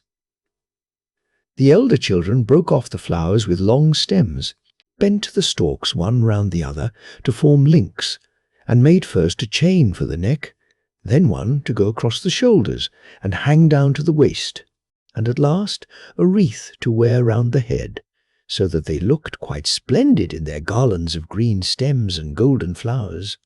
But the eldest among them gathered carefully the faded flowers, on the stem of which was grouped together the seed in the form of a white feathery coronal.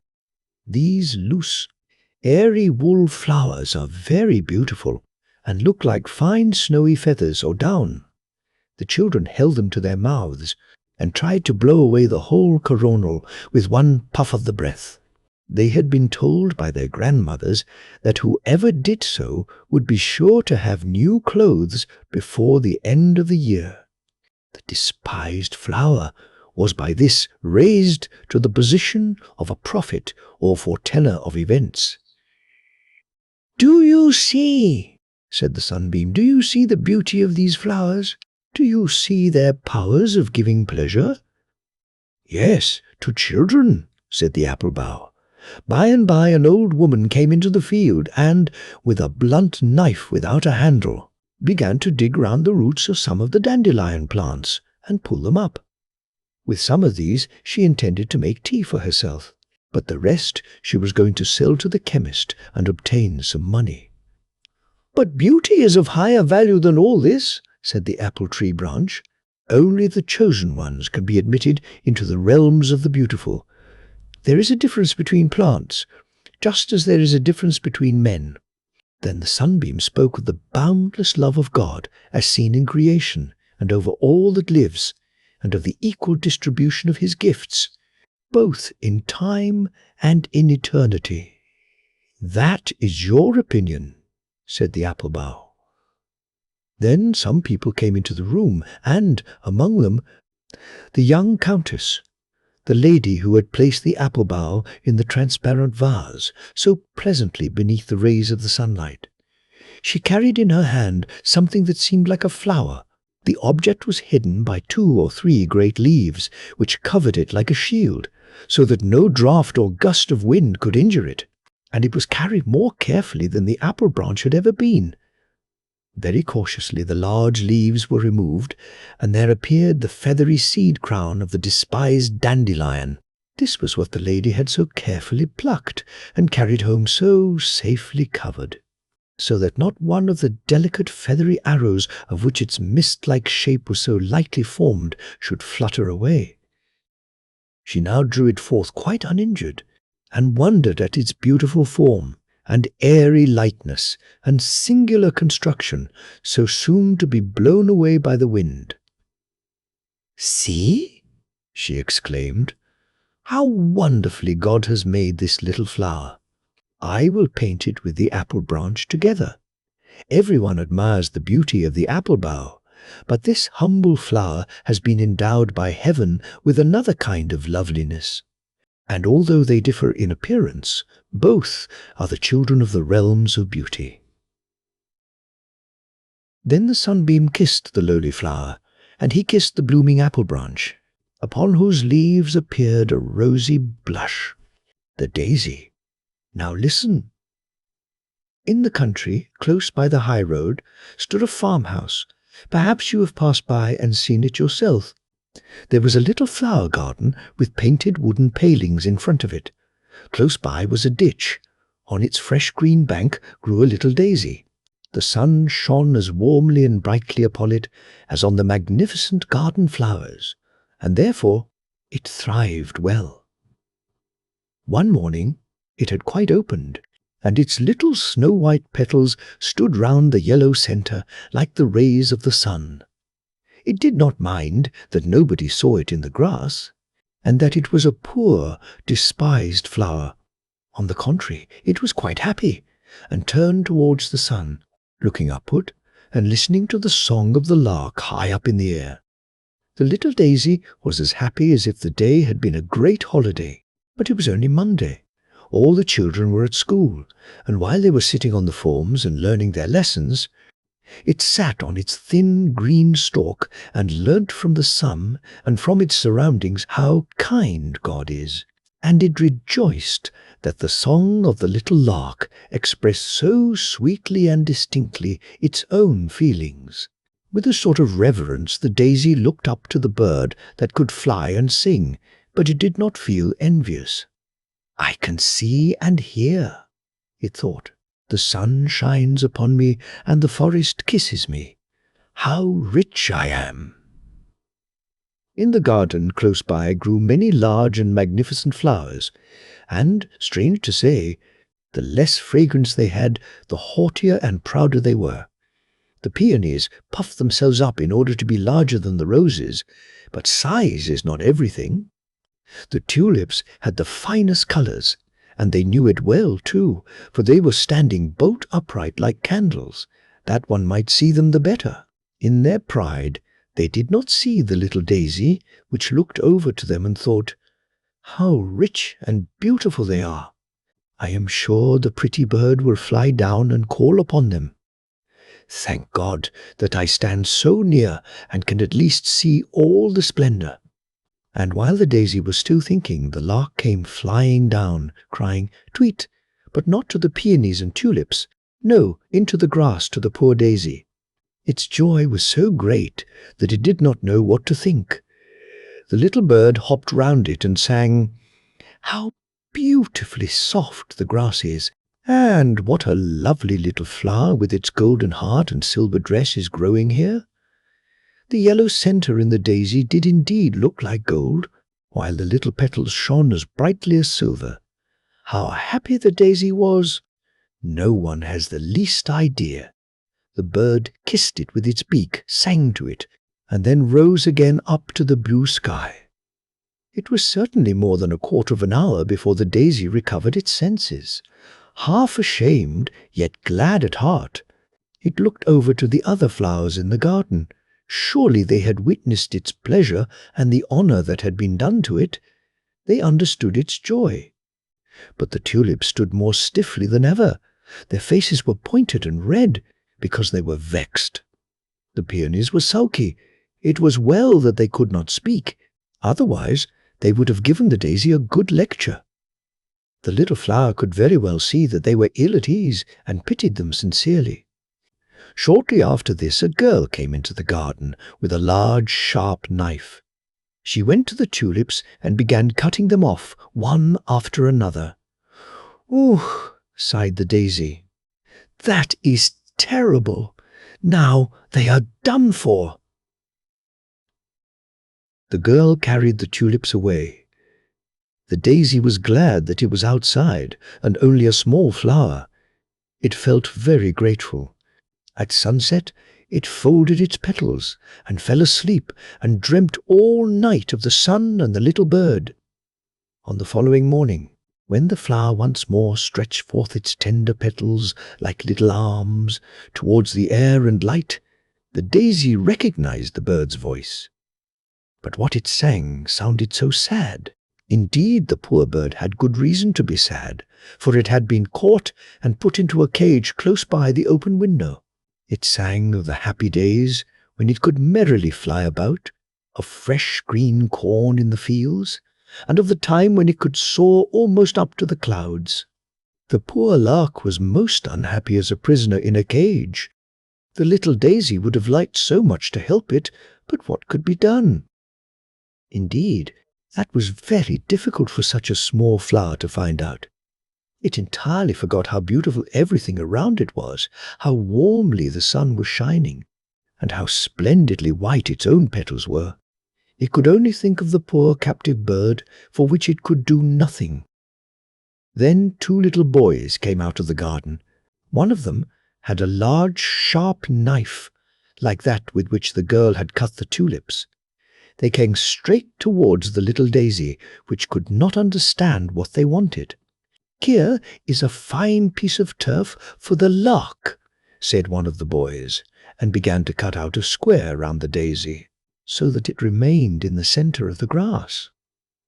"Pluck the flower off," said the other boy, and the daisy trembled for fear, for to be pulled off meant death to it, and it wished so much to live as it was to go with the square of turf into the poor captive lark's cage. "No, let it stay," said the other boy. "It looks so pretty." And so it stayed, and was brought into the lark's cage. The poor bird was lamenting its lost liberty, and beating its wings against the wires, and the little daisy could not speak or utter a consoling word, much as it would have liked to do so. So the forenoon passed. "I have no water," said the captive lark. "They have all gone out and forgotten to give me anything to drink. My throat is dry and burning. I feel as if I had fire and ice within me, and the air is so oppressive. Alas, I must die, and part with the warm sunshine, the fresh green meadows, and all the beauty that God has created." And it thrust its beak into the piece of grass to refresh itself a little. Then it noticed the little daisy, and nodded to it and kissed it with its beak and said, "You must also fade in here, poor little flower. You and the piece of grass are all they have given me in exchange for the whole world, which I enjoyed outside. Each little blade of grass shall be a green tree for me, each of your white petals a fragrant flower. Alas, you only remind me of what I have lost. I wish I could console the poor lark," thought the daisy. It could not move one of its leaves, but the fragrance of its delicate petals streamed forth, and was much stronger than such flowers usually have. The bird noticed it, although it was dying with thirst, and in its pain tore up the green blades of grass, but did not touch the flower. The evening came, and nobody appeared to bring the poor bird a drop of water. It opened its beautiful wings and fluttered about in its anguish. A faint and mournful "tweet, tweet" was all it could utter. Then it bent its little head towards the flower, and its heart broke for want and longing. The flower could not, as on the previous evening, fold up its petals and sleep. It dropped sorrowfully. The boys only came the next morning. When they saw the dead bird, they began to cry bitterly, dug a nice grave for it, and adorned it with flowers. The bird's body was placed in a pretty red box. They wished to bury it with royal honours. While it was alive and sang, they forgot it, and let it suffer want in the cage. Now they cried over it and covered it with flowers. The piece of turf, with the little daisy in it, was thrown out on the dusty highway. Nobody thought of the flower which had felt so much for the bird, and had so greatly desired to comfort it. The darning needle. There was once a darning needle who thought herself so fine that she fancied she must be fit for embroidery. "Hold me tight," she would say to the fingers, when they took her up. "Don't let me fall. If you do, I shall never be found again. I am so very fine." "That is your opinion, is it?" said the fingers, as they seized her round the body. "See, I am coming with a train," said the darning needle, drawing a long thread after her. But there was no knot in the thread. The fingers then placed the point of the needle against the cook's slipper. There was a crack in the upper leather, which had to be sewn together. "What coarse work," said the darning needle. "I shall never get through. I shall break. I am breaking." And sure enough, she broke. "Did I not say so?" said the darning needle. "I know I am too fine for such work as that." "This needle is quite useless for sewing now," said the fingers, but they still held it fast. And the cook dropped some sealing wax on the needle and fastened her handkerchief with it in front. "So now I am a breastpin," said the Darning Needle. "I knew very well I should come to honor some day, merit is sure to rise." And she laughed quietly to herself, for of course no one ever saw a Darning Needle laugh. And there she sat as proudly as if she were in a state coach, and looked all around her. "May I be allowed to ask if you are made of gold?" she inquired of her neighbor, a pin. "You have a very pretty appearance, and a curious head, although you are rather small. You must take pains to grow, for it is not everyone who has sealing wax dropped upon him." And as she spoke, the Darning Needle drew herself up so proudly that she fell out of the handkerchief right into the sink which the cook was cleaning. "Now I am going on a journey," said the needle, as she floated away with the dirty water. "I do hope I shall not be lost." But she really was lost in a gutter. "I am too fine for this world," said the Darning Needle as she lay in the gutter. "But I know who I am, and that is always some comfort." So the Darning Needle kept up her proud behavior and did not lose her good humor. Then there floated over her all sorts of things, chips and straws and pieces of old newspaper. "See how they sail," said the Darning Needle. "They do not know what is under them. I am here, and here I shall stick. See, there goes a chip, thinking of nothing in the world but himself, only a chip. There's a straw going by now, how he turns and twists about. Don't be thinking too much of yourself, or you may chance to run against a stone. There swims a piece of newspaper. What is written upon it has been forgotten long ago, and yet it gives itself airs. I sit here patiently and quietly. I know who I am, so I shall not move." One day something lying close to the Darning Needle glittered so splendidly that she thought it was a diamond, yet it was only a piece of broken bottle. The Darning Needle spoke to it, because it sparkled and represented herself as a breastpin. "I suppose you are really a diamond?" she said. "Why, yes, something of the kind," he replied. And so each believed the other to be very valuable, and then they began to talk about the world and the conceited people in it. "I have been in a lady's work-box," said the Darning Needle, "and this lady was the cook. She had on each hand 5 fingers, and anything so conceited as these 5 fingers I have never seen, and yet they were only employed to take me out of the box and to put me back again. Were they not high-born?" "High-born," said the Darning Needle. "No, indeed, but so haughty. They were 5 brothers, all born fingers.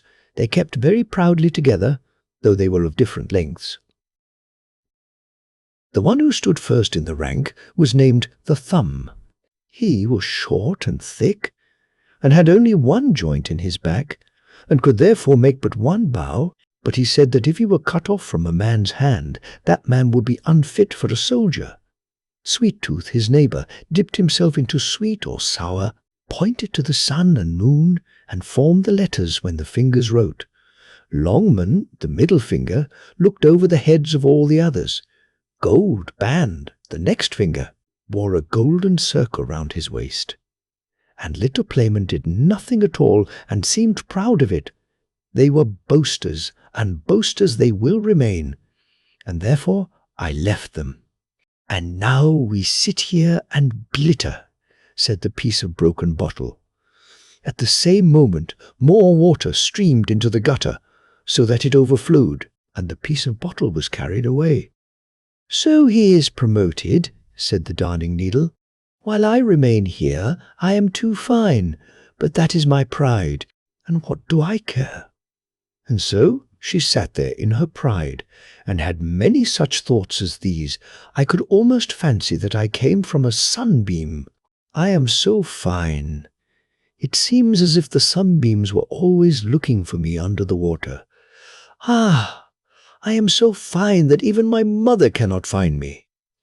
And I still my old eye, which was broken off. I believe I should weep, but no, I would not do that. It is not genteel to cry. One day, a couple of street boys were paddling in the gutter, for they sometimes found old nails, farthings, and other treasures. It was dirty work, but they took great pleasure in it. "Hello!" cried one, as he pricked himself with the darning needle. "Here's a fellow for you." "I am not a fellow, I am a young lady," said the darning needle, but no one heard her. The sealing wax had come off, and she was quite black, but black makes a person look slender, so she thought herself even finer than before. "Here comes an eggshell sailing along," said one of the boys, so they stuck the darning needle into the eggshell.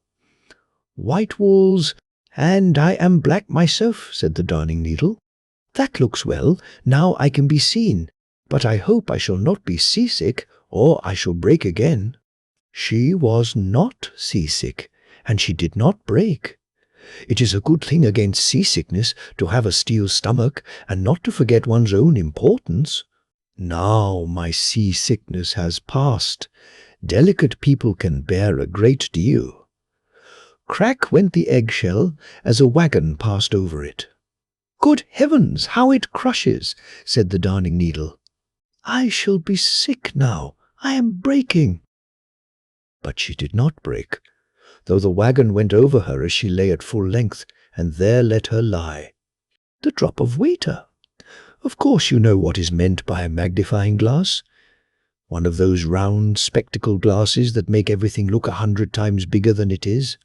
When anyone takes one of these and holds it to his eye and looks at a drop of water from the pond yonder, he sees above 1,000 wonderful creatures that are otherwise never discerned in the water. But there they are, and it is no delusion. It almost looks like a great plateful of spiders jumping about in a crowd. And how fierce they are! They tear off each other's legs and arms and bodies before and behind, and yet they are merry and joyful in their way. Now there once was an old man whom all the people called Crabble, for that was his name. He always wanted the best of everything, and when he could not manage it otherwise, he did it by magic. There he sat one day and held his magnifying glass to his eye, and looked at a drop of water that had been taken out of a puddle by the ditch. But what a cribbling and crabbling was there! All the thousands of little creatures hopped and sprang and tugged at one another and ate each other up. "That is horrible," said old Crabble. "Can one not persuade them to live in peace and quietness, so that each one may mind his own business?" And he thought it over and over, but it would not do, and so he had recourse to magic. "I must give them colour, that they may be seen more plainly," said he, and he poured something like a little drop of red wine into the drop of water. But it was witch's blood from the lobes of the ear, the finest kind, at 9 pence a drop. And now the wonderful little creatures were pink all over. It looked like a whole town of naked wild men. "What have you there?" asked another old magician, who had no name, and that was the best thing about him. "Yes, if you can guess what it is," said Crabble, "I'll make you a present of it, but it is not so easy to find out if one does not know." And the magician, who had no name, looked through the magnifying glass. It looked really like a great town reflected there, in which all the people were running about without clothes. It was terrible, but it was still more terrible to see how one beat and pushed the other, and bit and hacked and tugged and mauled him. Those at the top were being pulled down, and those at the bottom were struggling upwards. Look, his leg is longer than mine. Bah, away with it. There is one who has a little bruise. It hurts him, but it shall hurt him still more." And they hacked away at him, and they pulled at him, and ate him up because of the little bruise. And there was one sitting as still as any little maiden, and wishing only for peace and quietness. But now she had to come out, and they tugged at her, and pulled her about, and ate her up. "That's funny," said the magician. "Yes, but what do you think it is?" said Can you find that out?" "Why, one can see that easily enough," said the other. "That's Paris, or some other great city, for they're all alike." "It's a great city. It's a drop of puddle water," said Cribble. "The Dryad." "We are travelling to Paris to the exhibition. Now we are there. That was a journey, a flight without magic. We flew on the wings of steam over the sea and across the land. Yes, our time is the time of fairy tales. We are in the midst of Paris, in a great hotel. Blooming flowers ornament the staircases, and soft carpets the floors. Our room is a very cosy one, and through the open balcony door we have a view of a great square. Spring lives down there. It has come to Paris and arrived at the same time with us. It has come in the shape of a glorious young chestnut tree with delicate leaves newly opened. How the tree gleams, dressed in its spring garb, before all the other trees in the place. One of these latter had been struck out of the list of living trees. It lies on the ground with roots exposed. On the place where it stood, the young chestnut tree is to be planted and to flourish. It still stands towering aloft on the heavy wagon which has brought it this morning, a distance of several miles to Paris.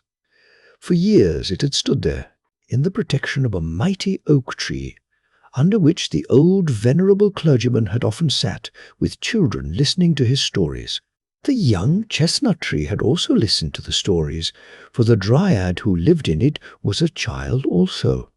She remembered the time when the tree was so little that it only projected a short way above the grass and ferns around. These were as tall as they would ever be, but the tree grew every year and enjoyed the air and the sunshine and drank the dew and the rain. Several times it was also, as it must be, well shaken by the wind and the rain, for that is a part of education. The Dryad rejoiced in her life, and rejoiced in the sunshine and the singing of the birds, but she was most rejoiced at human voices. She understood the language of men as well as she understood that of animals. Butterflies, cockchafers, dragonflies, everything that could fly came to pay a visit. They could all talk. They told of the village, of the vineyard, of the forest, of the old castle with its parks and canals and ponds. Down in the water dwelt also living beings, which, in their way, could fly under the water from one place to another, beings with knowledge and delineation. They said nothing at all, they were so clever. And the swallow, who had dived, told about the pretty little goldfish, of the thick turbot, the fat brill, and the old carp. The swallow could describe all that very well. But self is the man, she said. One ought to see these things oneself. But how was the Dryad ever to see such beings? She was obliged to be satisfied with being able to look over the beautiful country and see the busy industry of men. It was glorious. But most glorious of all, when the old clergyman sat under the oak tree and talked of France and of the great deeds of her sons and daughters, whose names will be mentioned with admiration through all time. Then the Dryad heard of the shepherd girl, Joan of Arc, and of Charlotte Corday. She heard about Henry IV and Napoleon I. She heard names whose echo sounds in the hearts of the people. The village children listened attentively, and the Dryad no less attentively. She became a schoolchild with the rest. In the clouds that went sailing by she saw, picture by picture, everything that she heard talked about. The cloudy sky was her picture book. She felt so happy in beautiful France, the fruitful land of genius, with the crater of freedom. But in her heart the sting remained that the bird, that every animal that could fly was much better off than she. Even the fly could look about more in the world, far beyond the Dryad's horizon. France was so great and so glorious, but she could only look across a little piece of it. The land stretched out, worldwide, with vineyards, forests, and great cities. Of all these, Paris was the most splendid and the mightiest. The birds could get there, but she never. Among the village children was a little ragged, poor girl, but a pretty one to look at. She was always laughing or singing and twining red flowers in her black hair. "Don't go to Paris," the old clergyman warned her. "Poor child! If you go there, it will be your ruin." But she went for all that. The Dryad often thought of her, for she had the same wish, and felt the same longing for the great city. The Dryad's tree was bearing its first chestnut blossoms. The birds were twittering round them in the most beautiful sunshine. Then a stately carriage came rolling along that way, and in it sat a grand lady driving the spirited, light-footed horses. On the back seat, a little smart groom balanced himself.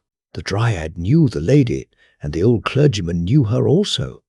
He shook his head gravely when he saw her, and said, "So you went there after all, and it was your ruin, poor Mary." "That one poor?" thought the Dryad. "No, she wears a dress fit for a countess. She had become one in the city of magic changes. Oh, if I were only there, amid all the splendor and pomp! They shine up into the very clouds at night.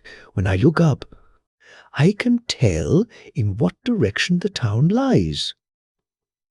Towards that direction the Dryad looked every evening. She saw in the dark night the gleaming cloud on the horizon. In the clear moonlight nights she missed the sailing clouds, which showed her pictures of the city and pictures from history. The child grasps at the picture books. The Dryad grasped at the cloud world, her thought book. A sudden, cloudless sky was for her a blank leaf, and for several days she had only had such leaves before her. It was in the warm summer-time. Not a breeze moved through the glowing hot days. Every leaf, every flower, lay as if it were torpid, and the people seemed torpid too.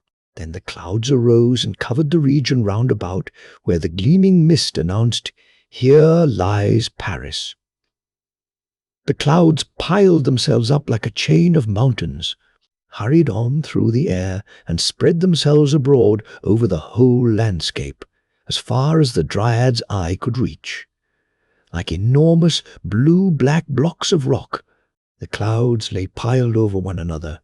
Gleams of lightning shot forth from them. "These also are the servants of the Lord God," the old clergyman had said.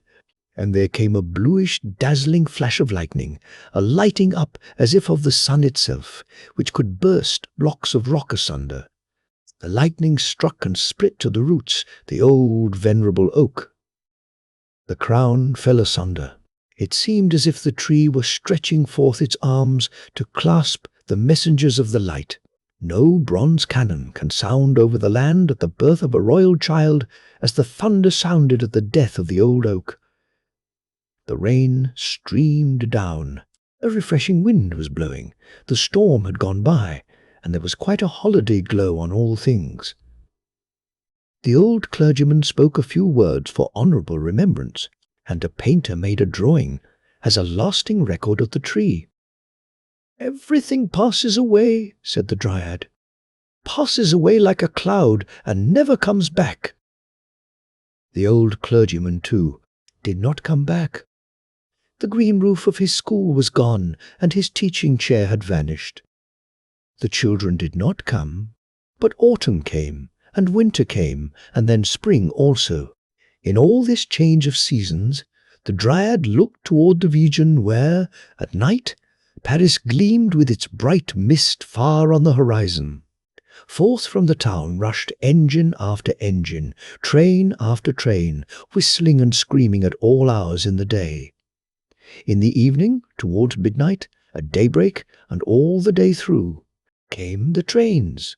Out of each one, and into each one, streamed people from the country of every king.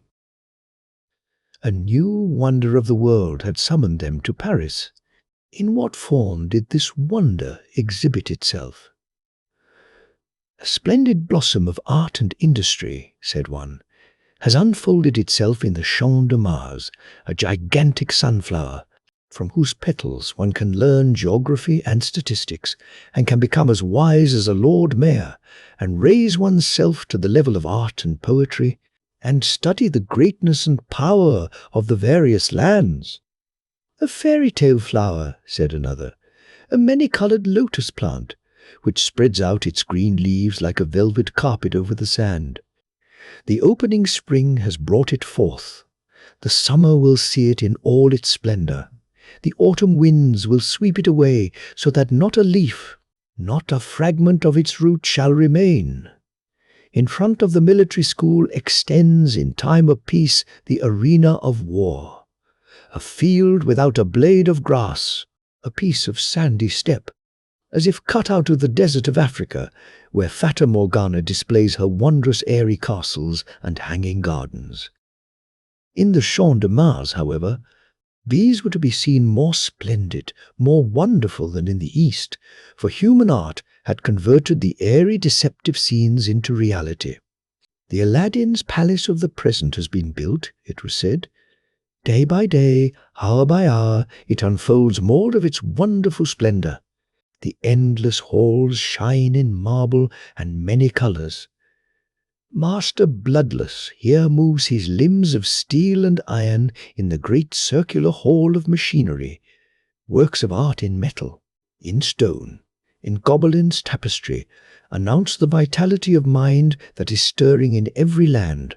Halls of paintings, splendour of flowers, everything that mind and skill can create in the workshop of the artisan has been placed here for show. Even the memorials of ancient days, out of old graves and turf moors, have appeared at this general meeting. The overpowering, great, variegated whole must be divided into small portions and pressed together like a plaything if it is to be understood and described.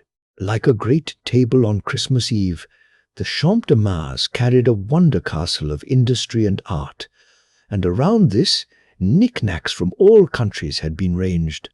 Knick-knacks on a grand scale, for every nation found some remembrance of home. Here stood the royal palace of Egypt, there the caravanserai of the desert land. The Bedouin had quitted his sunny country and hastened by on his camel. Here stood the Russian stables with the fiery, glorious horses of the steppe. Here stood the simple straw-thatched dwelling of the Danish peasant, with the Dannebrog flag, next to Gustavus Vasa's wooden house from Dalarne, with its wonderful carvings. American huts, English cottages, French pavilions, kiosks, theatres, churches, all strewn around, and between them the fresh green turf, the clear springing water, blooming bushes, rare trees, hothouses, in which one might fancy oneself transported into the tropical forest, whole gardens brought from Damascus, and blooming under one roof. What colours, what fragrance! Artificial grottos surrounded bodies of fresh or salt water, and gave a glimpse into the empire of the fishes. The visitor seemed to wander at the bottom of the sea, among fishes and polypi. All this, they said, the Champ de Mars offers, and around the great, richly spread table the crowd of human beings moves like a busy swarm of ants, on foot or in little carriages, for not all feet are equal to such a fatiguing journey. Hither they swarm from morning till late in the evening. Steamer after steamer, crowded with people, glides down the Seine. The number of carriages is continually on the increase. The swarm of people on foot and on horseback grows more and more dense. Carriages and omnibuses are crowded, stuffed and embroidered with people. All these tributary streams flow in one direction, towards the exhibition. On every entrance, the flag of France is displayed. Around the world's bazaar wave the flags of all nations. There is a humming and a murmuring from the hall of the machines. From the towers the melody of the chimes is heard, with the tones of the organs in the churches mingle. The hoarse nasal songs from the cafes of the East, It is a kingdom of Babel, a wonder of the world. In very truth it was. That's what all the reports said, and who did not hear them? The Dryad knew everything that is told here of the new wonder in the city of cities. "Fly away, ye birds! Fly away to sea, and then come back and tell me," said the Dryad. The wish became an intense desire, became the one thought of a life. Then, in the quiet, silent night, while the full moon was shining, the Dryad saw a spark fly out of the moon's disk and fall like a shooting star. And before the tree, whose leaves waved to and fro as if they were stirred by a tempest, stood a noble, mighty, and grand figure. In tones that were at once rich and strong, like the trumpet of the last judgment, bidding farewell to life and summoning to the great account, it said, "Thou shalt go to the city of magic. Thou shalt take root there, and enjoy the mighty rushing breezes, the air, and the sunshine there. But the time of thy life shall then be shortened. The line of years that awaited thee here amid the free nature shall shrink to but a small tale. Poor Dryad, it shall be thy destruction. Thy yearning and longing will increase, thy desire will grow more stormy. The tree itself will be as a prison to thee. Thou wilt quit thy cell and give up thy nature to fly out and mingle among men. Then the years that would have belonged to thee would be contracted to half the span of the ephemeral fly, that lives but a day, one night, and thy life taper shall be blown out. The leaves of the tree will wither and be blown away, to become green never again." Thus the words sounded, and the light vanished away. But not the longing of the Dryad. She trembled in the wild fever of expectation. "I shall go there," she cried rejoicingly. "Life is beginning, and swells like a cloud. Nobody knows whither it is hastening." When the grey dawn arose and the moon turned pale and the clouds were tinted red, the wished-for hour struck. The words of promise were fulfilled. People appeared with spades and poles. They dug round the roots of the tree, deeper and deeper, and beneath it. A wagon was brought out, drawn by many horses, and the tree was lifted up with its roots and the lumps of earth that adhered to them. Matting was placed around the roots, as though the tree had its feet in a warm bag. And now the tree was lifted on the wagon and secured with chains. The journey began, the journey to Paris. There the tree was to grow as an ornament to the city of French glory. The twigs and the leaves of the chestnut tree trembled in the first moments of its being moved, and the Dryad trembled in the pleasurable feeling of expectation. "Away! Away!" it sounded in every beat of her pulse. "Away! Away!" sounded in words that flew trembling along. The Dryad forgot to bid farewell to the regions of home. She thought not of the waving grass and of the innocent daisies, which had looked up to her as to a great lady, a young princess playing at being a shepherdess out in the open air. The chestnut tree stood upon the wagon and nodded his branches, whether this meant farewell or forward. The Dryad knew not. She dreamed only of the marvelous new things that seemed yet so familiar and that were to unfold themselves before her. No child's heart rejoicing in innocence, no heart whose blood danced with passion, had set out on the journey to Paris more full of expectation than she. Her farewell sounded in the words, "Away, away." The wheels turned, the distant approached, the present vanished. The region was changed, even as the clouds change. New vineyards, forests, villages, villas appeared, came nearer, vanished. The chestnut tree moved forward, and the Dryad went with it. Steam engine after steam engine rushed past, sending up into the air vapory clouds that formed figures which told of Paris, whence they came, and whither the Dryad was going. Everything around knew it, and must know whither she was bound. It seemed to her as if every tree she passed stretched out its leaves towards her with the prayer, "Take me with you, take me with you," for every tree enclosed a longing dryad. What changes during this flight! Houses seemed to be rising out of the earth more and more, thicker and thicker. The chimneys rose like flower pots ranged side by side or in rows one above the other on the roofs. Great inscriptions in letters a yard long and figures in various colors, covering the walls from cornice to basement, came brightly out. "Where does Paris begin, and when shall I be there?" asked the Dryad. The crowd of people grew. The tumult and the bustle increased. Carriage followed upon carriage. People on foot and people on horseback were mingled together. All around were shops on shops, music and song, crying and talking. The Dryad, in her tree, was now in the midst of Paris. The great heavy wagon all at once stopped on a little square planted with trees. The high houses around had all of them balconies to the windows, from which the inhabitants looked down upon the young, fresh chestnut tree, which was coming to be planted here as a substitute for the dead tree that lay stretched on the ground. The passers-by stood still and smiled in admiration of its pure vernal freshness.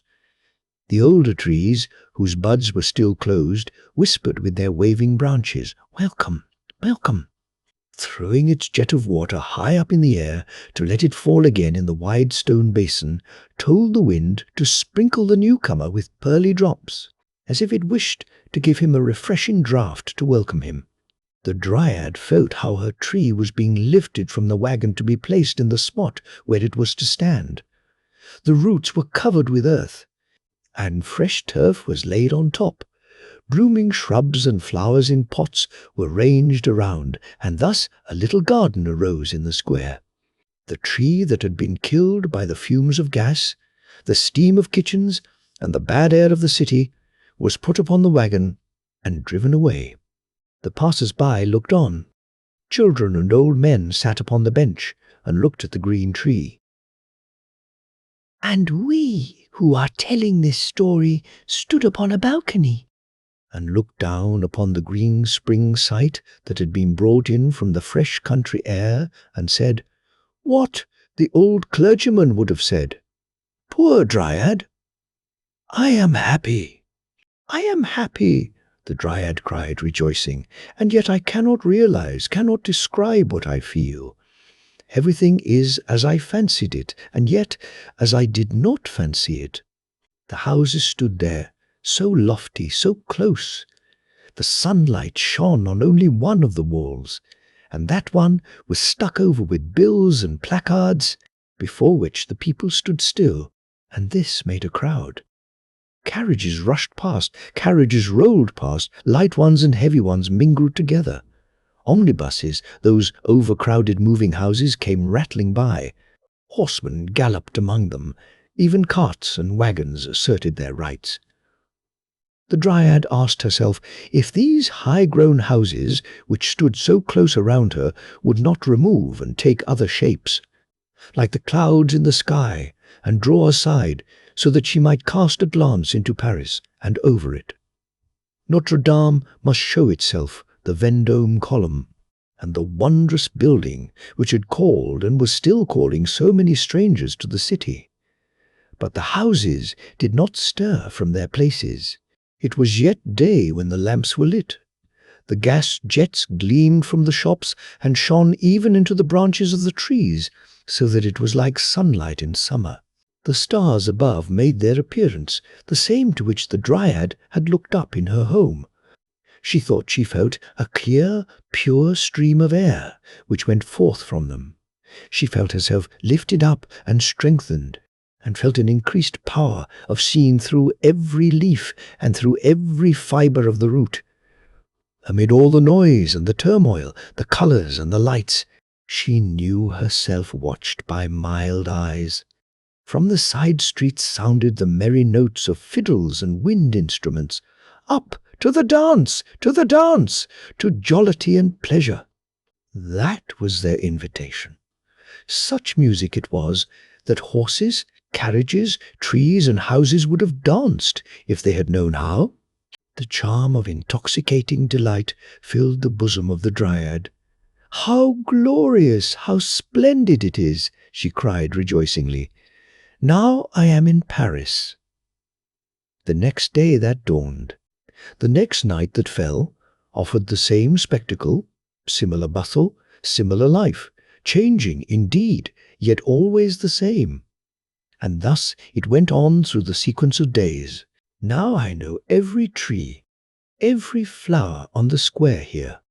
I know every house, every balcony, every shop in this narrow cut-off corner, where I am denied the sight of this great mighty city. Where are the arches of triumph, the boulevards, the wondrous building of the world? I see nothing of all this.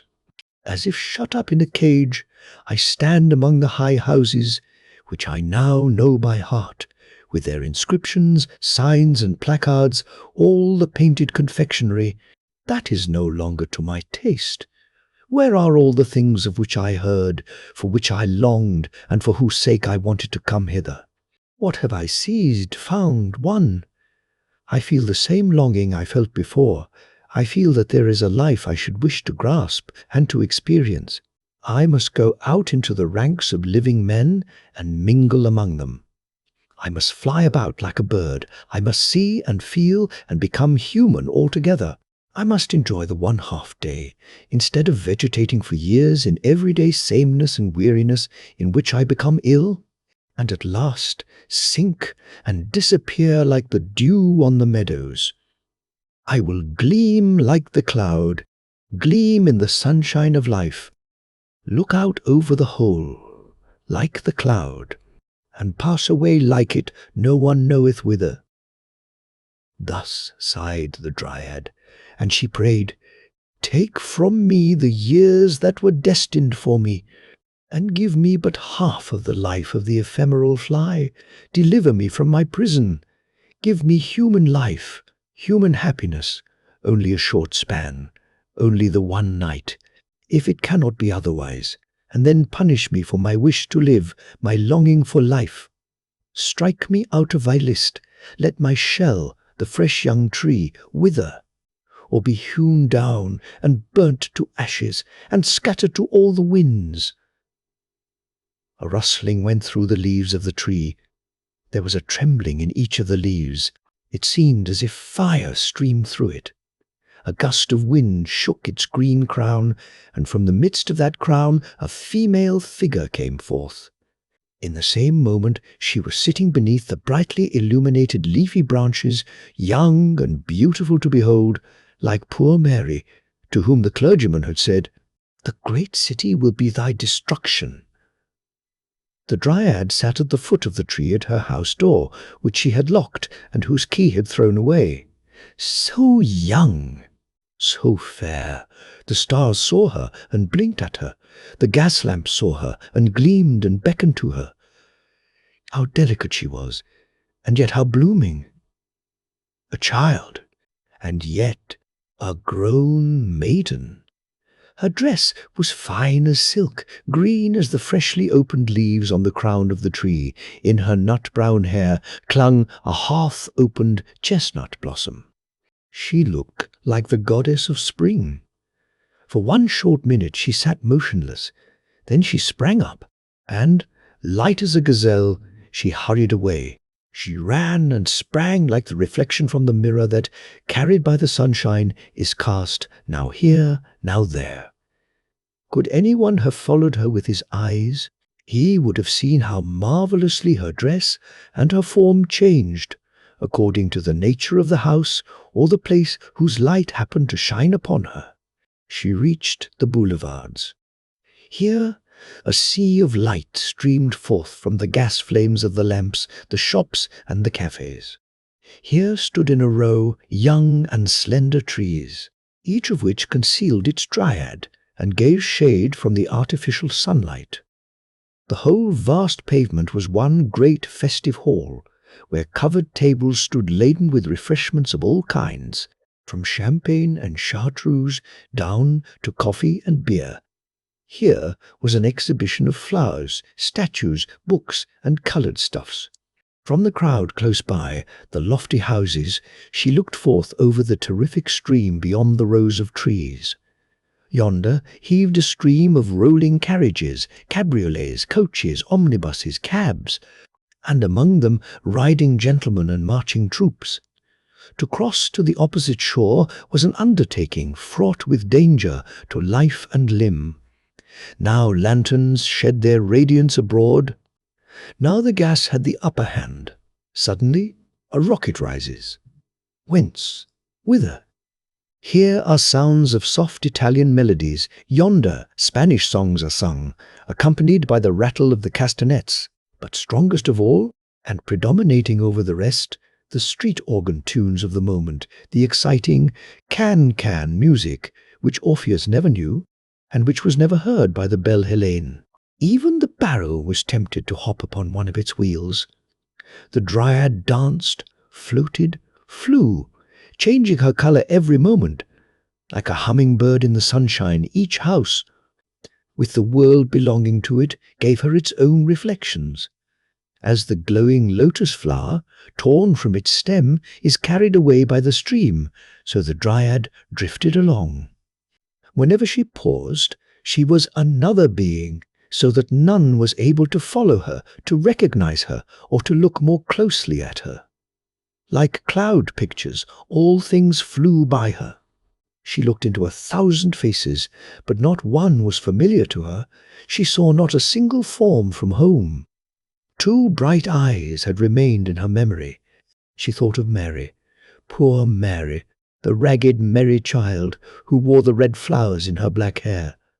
Mary was now here, in the world city, rich and magnificent, as in that day when she drove past the house of the old clergyman, and past the tree of the dryad, the old oak. Here she was certainly living, in the deafening tumult. Perhaps she had just stepped out of one of the gorgeous carriages in waiting. Handsome equipages, with coachmen in gold braid and footmen in silken hose, drove up. The people who alighted from them were all richly dressed ladies. They went through the opened gate and ascended the broad staircase that led to a building resting on marble pillars. Was this building, perhaps, the wonder of the world? There Mary would certainly be found.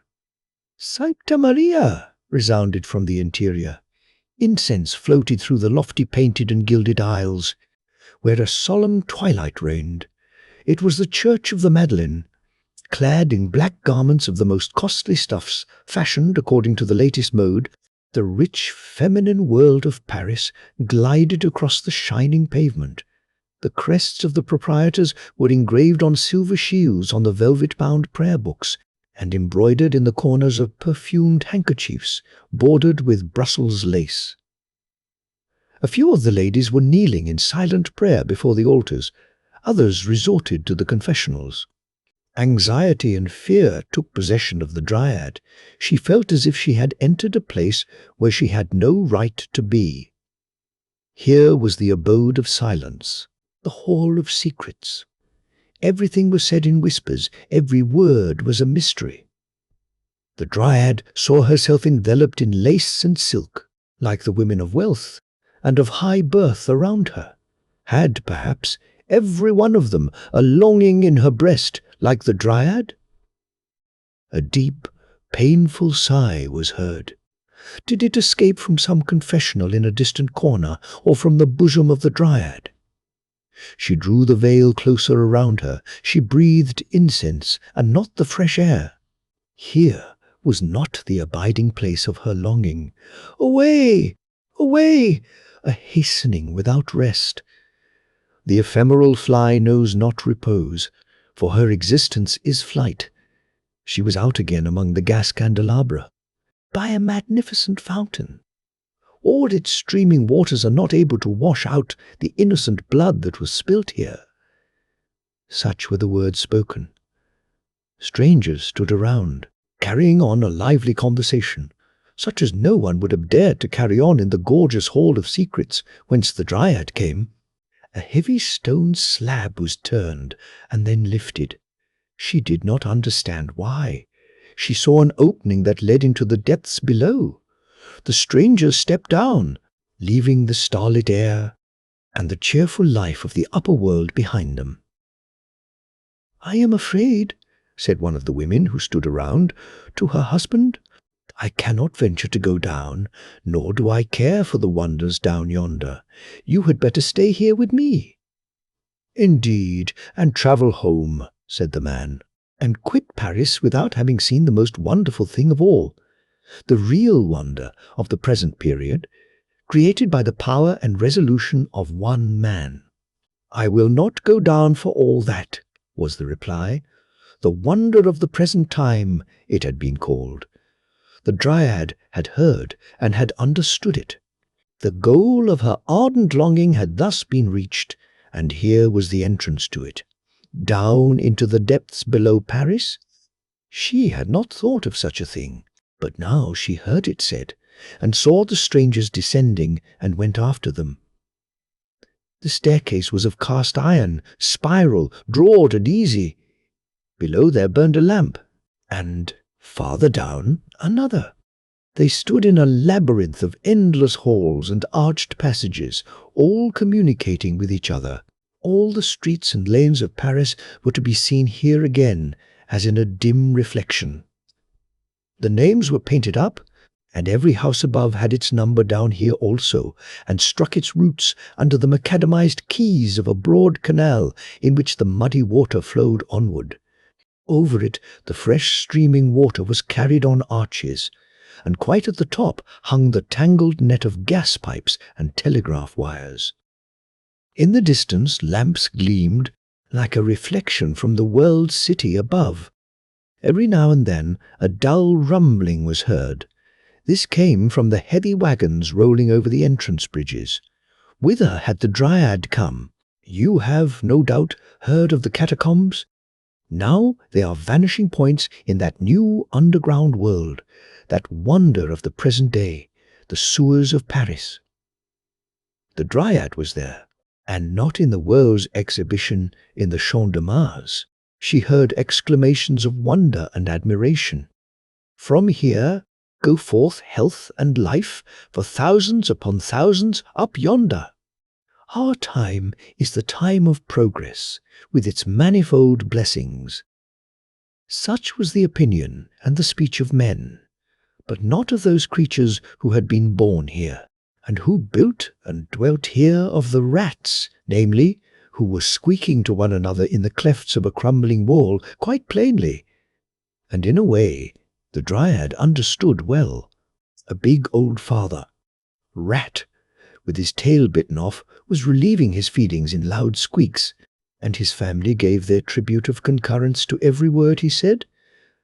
"I am disgusted with this man mewing," he cried, "with these outbursts of ignorance. A fine magnificence, truly, all made up of gas and petroleum. I can't eat such stuff as that. Everything here is so fine and bright now that one's ashamed of oneself, without exactly knowing why.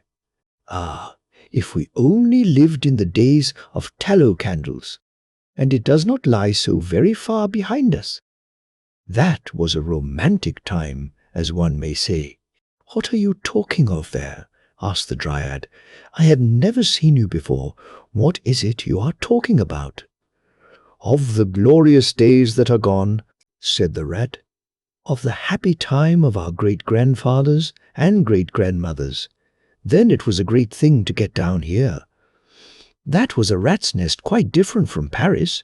Mother Plague used to live here then. She killed people, but never rats. Robbers and smugglers could breathe freely here. Here was the meeting place of the most interesting personages, whom one now only gets to see in the theatres where they act melodrama up above. The time of romance is gone, even in our rat's nest, and here also fresh air and petroleum have broken in." "Thus," squeaked the Rat. He squeaked in honour of the old time, when Mother Plague was still alive. A carriage stopped, a kind of open omnibus drawn by swift horses. The company mounted and drove away along the Boulevard de Sebastopol, that is to say, the underground boulevard, over which the well-known crowded street of that name extended. The carriage disappeared in the twilight. The dryad disappeared, lifted to the cheerful freshness above.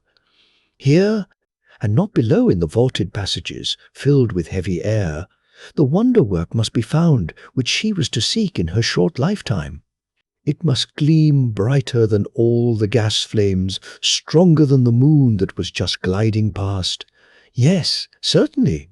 She saw it yonder in the distance. It gleamed before her, and twinkled and glittered like the evening star in the sky. She saw a glittering portal open that led to a little garden where all was brightness and dance music.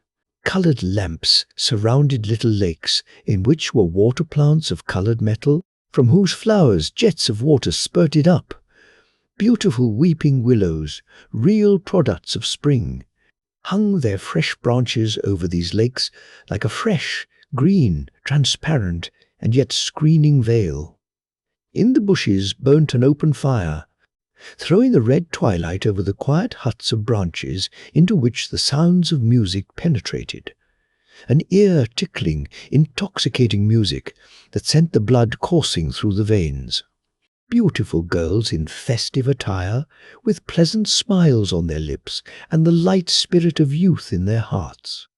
Marys, with roses in their hair, but without carriage and postilion, flitted to and fro in the wild dance. Where were the heads, where the feet? As if stung by tarantulas, they sprang, laughed, rejoiced, as if in their ecstasies they were going to embrace all the world. The dryad felt herself torn with them into the whirl of the dance. Round her delicate foot clung the silken boot, chestnut brown in colour, like the ribbon that floated from her hair down upon her bare shoulders. The green silk dress waved in large folds, but did not entirely hide the pretty foot and ankle. Had she come to the enchanted garden of Armida? What was the name of the place? The name glittered in gas jets over the entrance. It was Mabille.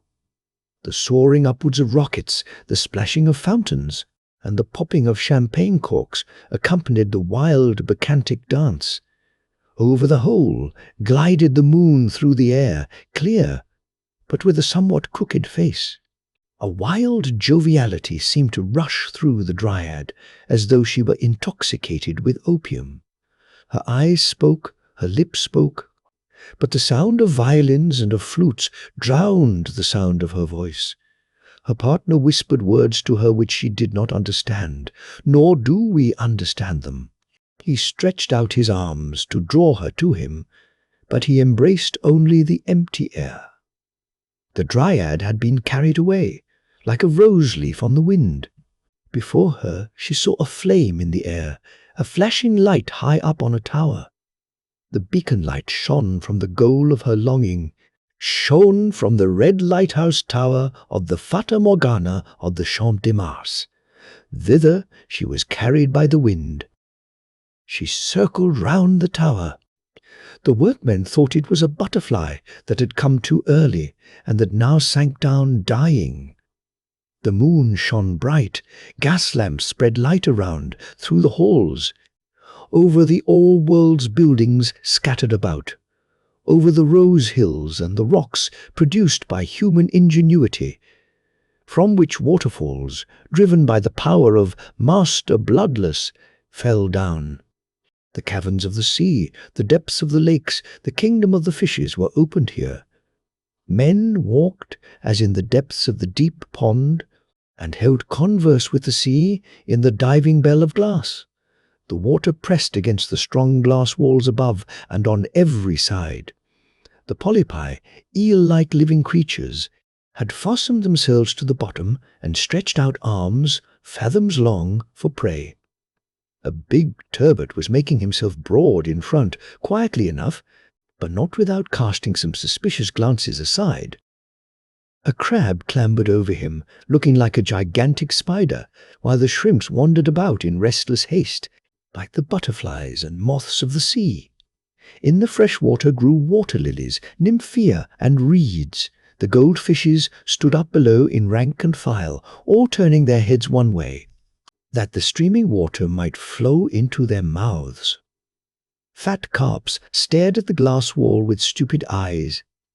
They knew that they were here to be exhibited, and that they had made the somewhat toilsome journey hither in tubs filled with water, and they thought with dismay of the land sickness from which they had suffered so cruelly on the railway. They had come to see the exhibition, and now contemplated it from their fresh or salt water position. They looked attentively at the crowds of people who passed by them early and late. All the nations in the world, they thought, had made an exhibition of their inhabitants, for the edification of the soles and haddocks, pike and carp, that they might give their opinions upon the different kinds. "Those are scaly animals," said a little slimy whiting. "They put on different scales 2 or 3 times a day, and they emit sounds which they call speaking. We don't put on scales, and we make ourselves understood in an easier way simply by twitching the corners of our mouths and staring with our eyes. We have a great many advantages over mankind." "But they have learned swimming of us," remarked a well-educated codling. "You must know I come from the great sea outside. In the hot time of the year, the people yonder go into the water. First, they take off their scales, and then they swim. They have learnt from the frogs to kick out with their hind legs and row with their forepaws, but they cannot hold out long. They want to be like us, but they cannot come up to us. Poor people!" And the fishes stared. They thought that the whole swarm of people whom they had seen in the bright daylight were still moving around them. They were certain they still saw the same forms that had first caught their attention. A pretty barbel, with spotted skin, and an enviably round back, declared that the human fry were still there. "I can see a well-set-up human figure quite well," said the barbel. "She was called Contumacious Lady, or something of that kind. She had a mouth and staring eyes like ours, and a great balloon at the back of her head, and something like a shut-up umbrella in front. There were a lot of dangling bits of seaweed hanging about her. She ought to take all the rubbish off and go as we do. Then she would look something like a respectable barbel, so far as it is possible for a person to look like one. What's become of that one whom they drew away with the hook? He sat on a wheelchair and had paper and pen and ink and wrote down everything.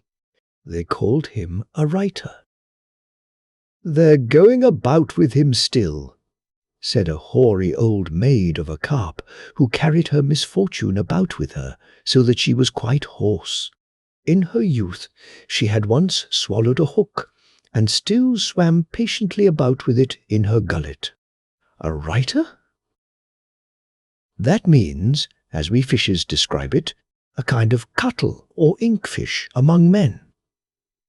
Thus the fishes gossiped in their own way, but in the artificial water grotto the labourers were busy, who were obliged to take advantage of the hours of night to get their work done by daybreak. They accompanied with blows of their hammers and with songs the parting words of the vanishing dryad. "So, at any rate, I have seen you, you pretty gold fishes," she said. "Yes, I know you," and she waved her hand to them. "I have known about you a long time in my home. The swallow told me about you. How beautiful you are! How delicate and shining! I should like to kiss every one of you. You others also. I know you all, but you do not know me." The fishes stared out into the twilight. They did not understand a word of it. The dryad was there no longer. She had been a long time in the open air. Where the different countries? The country of black bread, the codfish coast, the kingdom of Russia leather, and the banks of eau de Cologne. and the gardens of rose oil exhale their perfumes from the world-wonder flower. When, after a night at a ball, we drive home half asleep and half awake, the melodies still sound plainly in our ears. We hear them and could sing them all from memory. When the eye of the murdered man closes, the picture of what it saw last clings to it for a time like a photographic picture. So it was likewise here. The bustling life of day had not yet disappeared in the quiet night. The Dryad had seen it, she knew, thus it will be repeated tomorrow. The Dryad stood among the fragrant roses and thought she knew them and had seen them in her own home. She also saw red pomegranate flowers, like those that little Mary had worn in her dark hair. Remembrances from the home of her childhood flashed through her thoughts. Her eyes eagerly drank in the prospect around, and feverish restlessness chased her through the wonder-filled halls. A weariness that increased continually took possession of her. She felt a longing to rest on the soft oriental carpets within, or to lean against the weeping willow without by the clear water. But for the ephemeral fly there was no rest. In a few moments the day had completed its circle. Her thoughts trembled, her limbs trembled. She sank down on the grass by the bubbling water. "Thou wilt ever spring living from the earth," she said mournfully. "Moisten my tongue, bring me a refreshing draught." "I am no living water," was the answer. "I only spring upward when the machine wills it. Give me something of thy freshness." "Thou green grass," implored the Dryad, "give me one of thy fragrant flowers." "We must die if we are torn from our stalks," replied the flowers and the grass. "Give me a kiss, thou fresh stream of air, only a single life kiss." "Soon the sun will kiss the clouds red," answered the wind. "Then thou wilt be among the dead blown away, as all the splendour here will be blown away before the year shall have ended. Then I can play again with the light loose sand on the place here, and whirl the dust over the land and through the air. All is dust."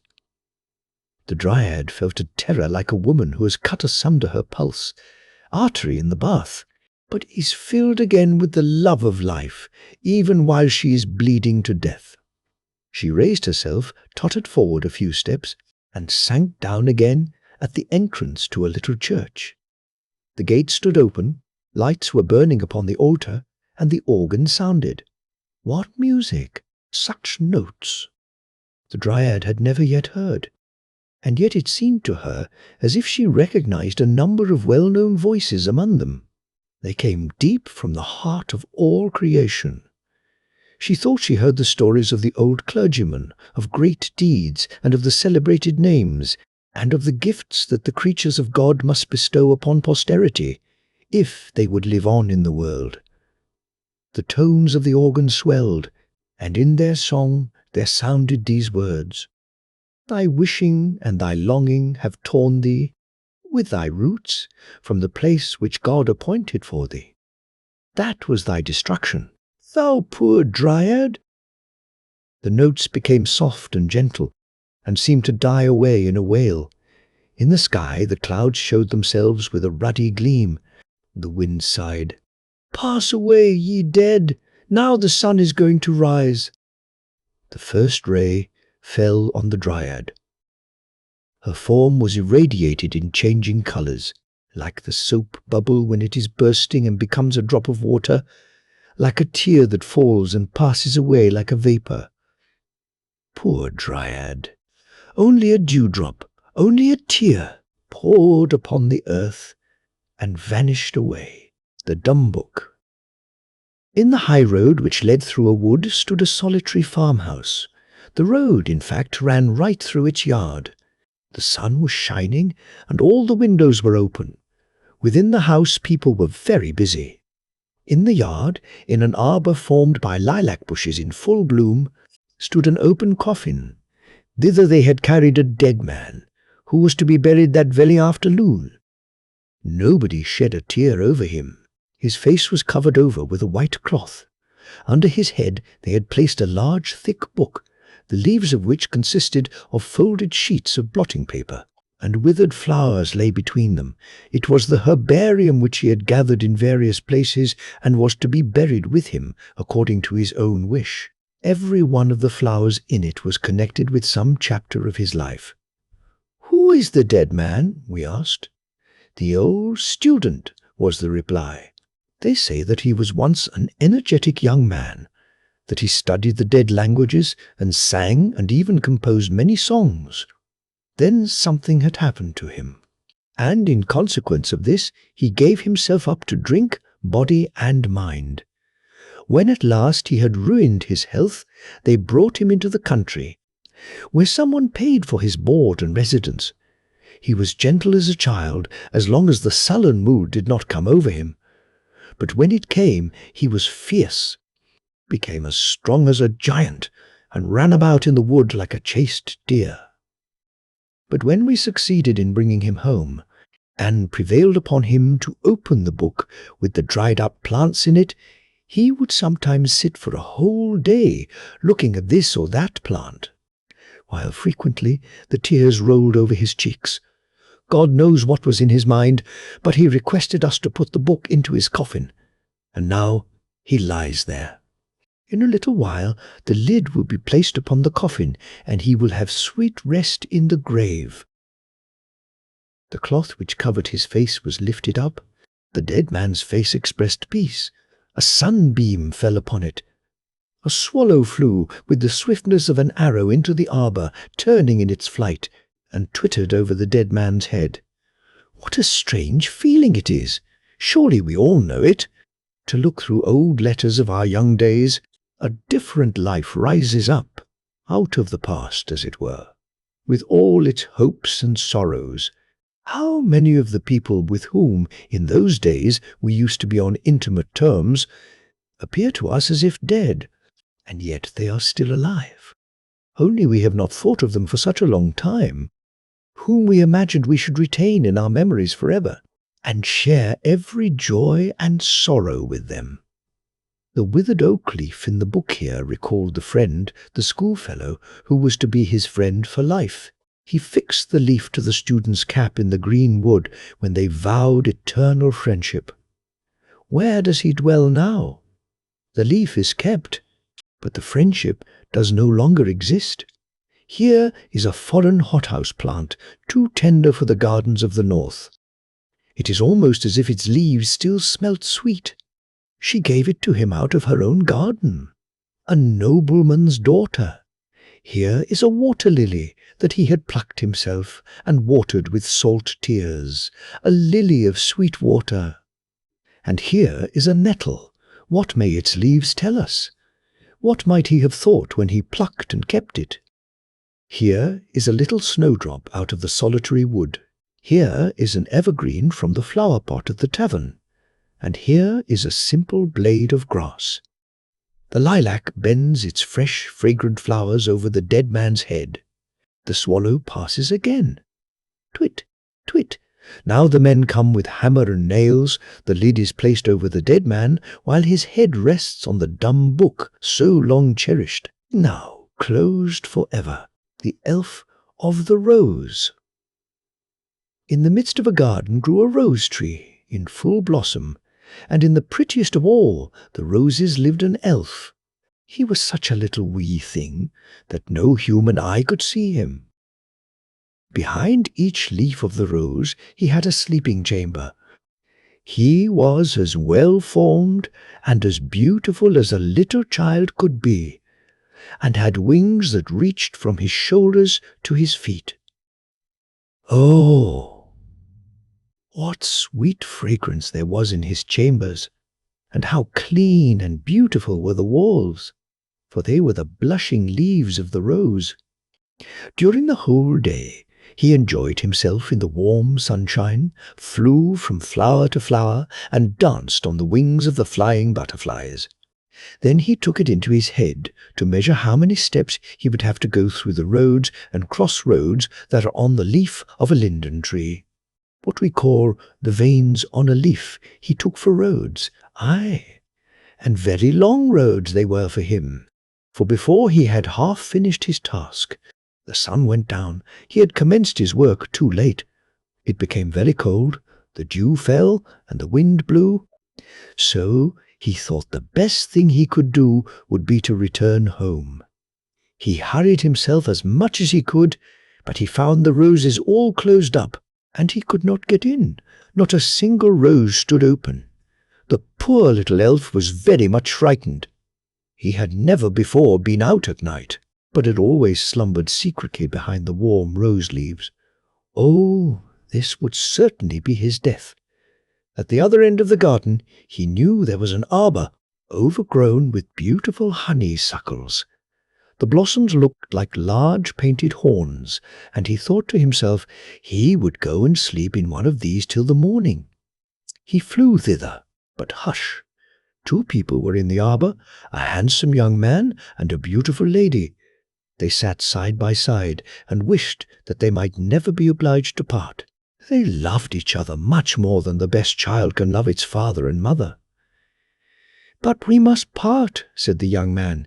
"Your brother does not like our engagement, and therefore he sends me so far away on business over mountains and seas. Farewell, my sweet bride, for so you are to me." And then they kissed each other, and the girl wept and gave him a rose, but before she did so, she pressed a kiss upon it so fervently that the flower opened. Then the little elf flew in, and leaned his head on the delicate, fragrant walls. Here he could plainly hear them say, "Farewell, farewell," and he felt that the rose had been placed on the young man's breast. Oh, how his heart did beat! The little elf could not go to sleep, it thumped so loudly. The young man took it out as he walked through the dark wood alone, and kissed the flower so often and so violently that the little elf was almost crushed. He could feel through the leaf how hot the lips of the young man were, and the rose had opened as if from the heat of the noonday sun. There came another man who looked gloomy and wicked. He was the wicked brother of the beautiful maiden. He drew out a sharp knife, and while the other was kissing the rose, the wicked man stabbed him to death. Then he cut off his head and buried it with the body in the soft earth under the linden tree. "Now he is gone, and will soon be forgotten," thought the wicked brother. "He will never come back again." He was going on a long journey over mountains and seas. It is easy for a man to lose his life in such a journey. My sister will suppose he is dead, for he cannot come back, and she will not dare to question me about him. Then he scattered the dry leaves over the light earth with his foot, and went home through the darkness. But he went not alone, as he thought. The little elf accompanied him. He sat in a dry rolled-up linden leaf, which had fallen from the tree onto the wicked man's head as he was digging the grave. The hat was on the head now, which made it very dark, and the little elf shuddered with fright and indignation at the wicked deed. It was the dawn of morning before the wicked man reached home. He took off his hat and went into his sister's room.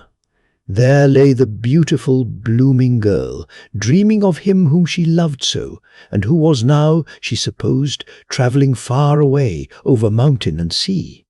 Her wicked brother stopped over her and laughed hideously, as fiends only can laugh.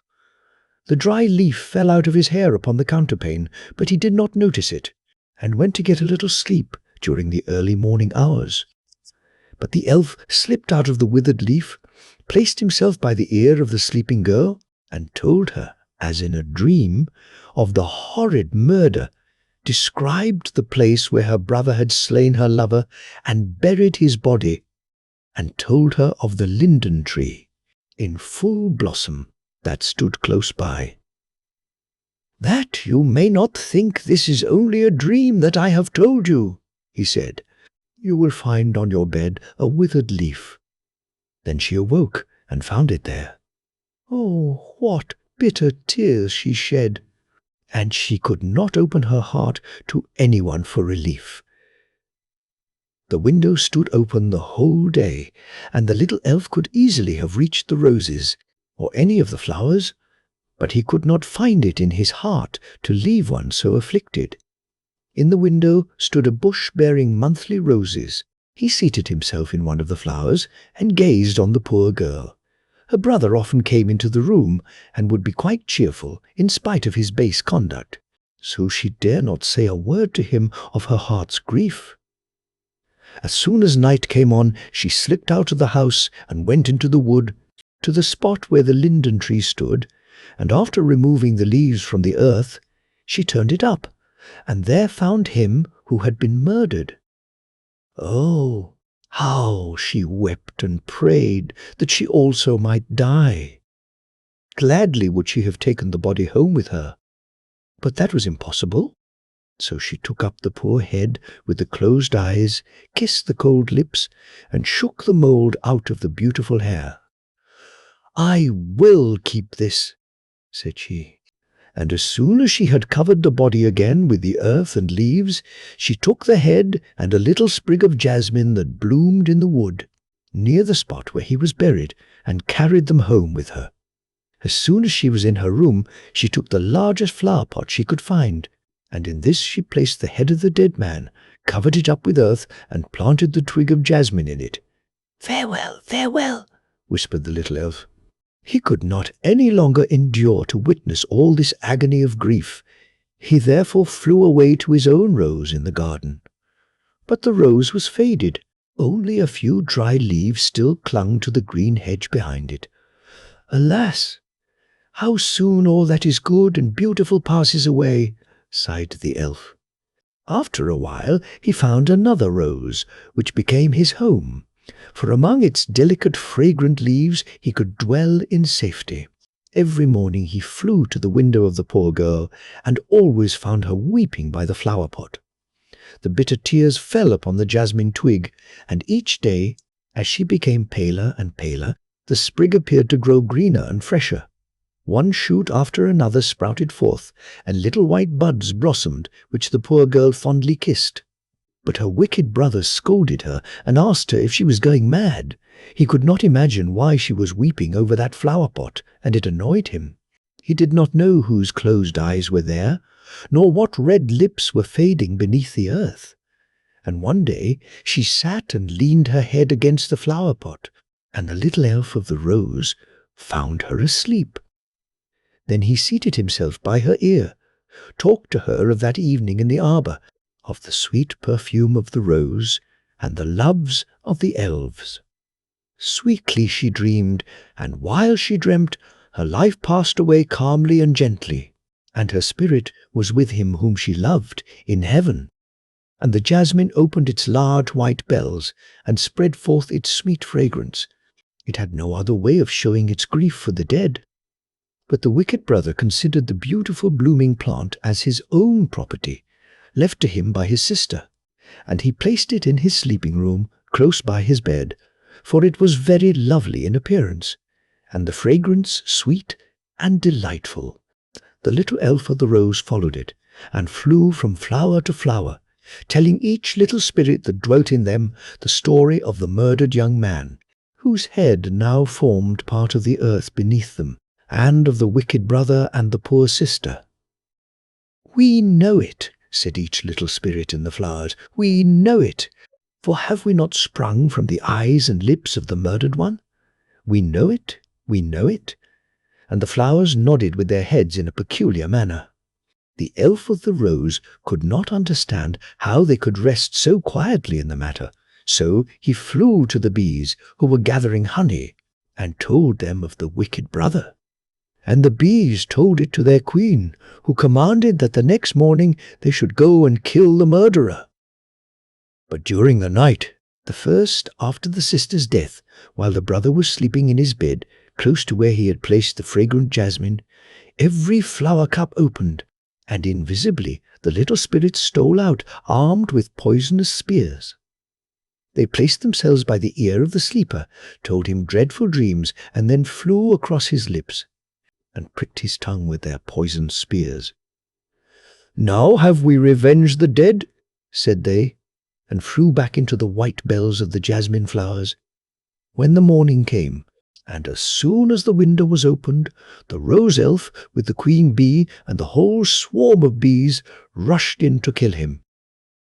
But he was already dead. People were standing round the bed and saying that the scent of the jasmine had killed him. Then the elf of the rose understood the revenge of the flowers and explained it to the queen bee, and she, with the whole swarm, buzzed about the flower pot. The bees could not be driven away. Then a man took it up to remove it, and one of the bees stung him in the hand, so that he let the flower pot fall, and it was broken to pieces. Then everyone saw the whitened skull, and they knew the dead man in the bed was a murderer. And the queen bee hummed in the air, and sang of the revenge of the flowers and of the elf of the rose, and said that behind the smallest leaf dwells one who can discover evil deeds, punish them also.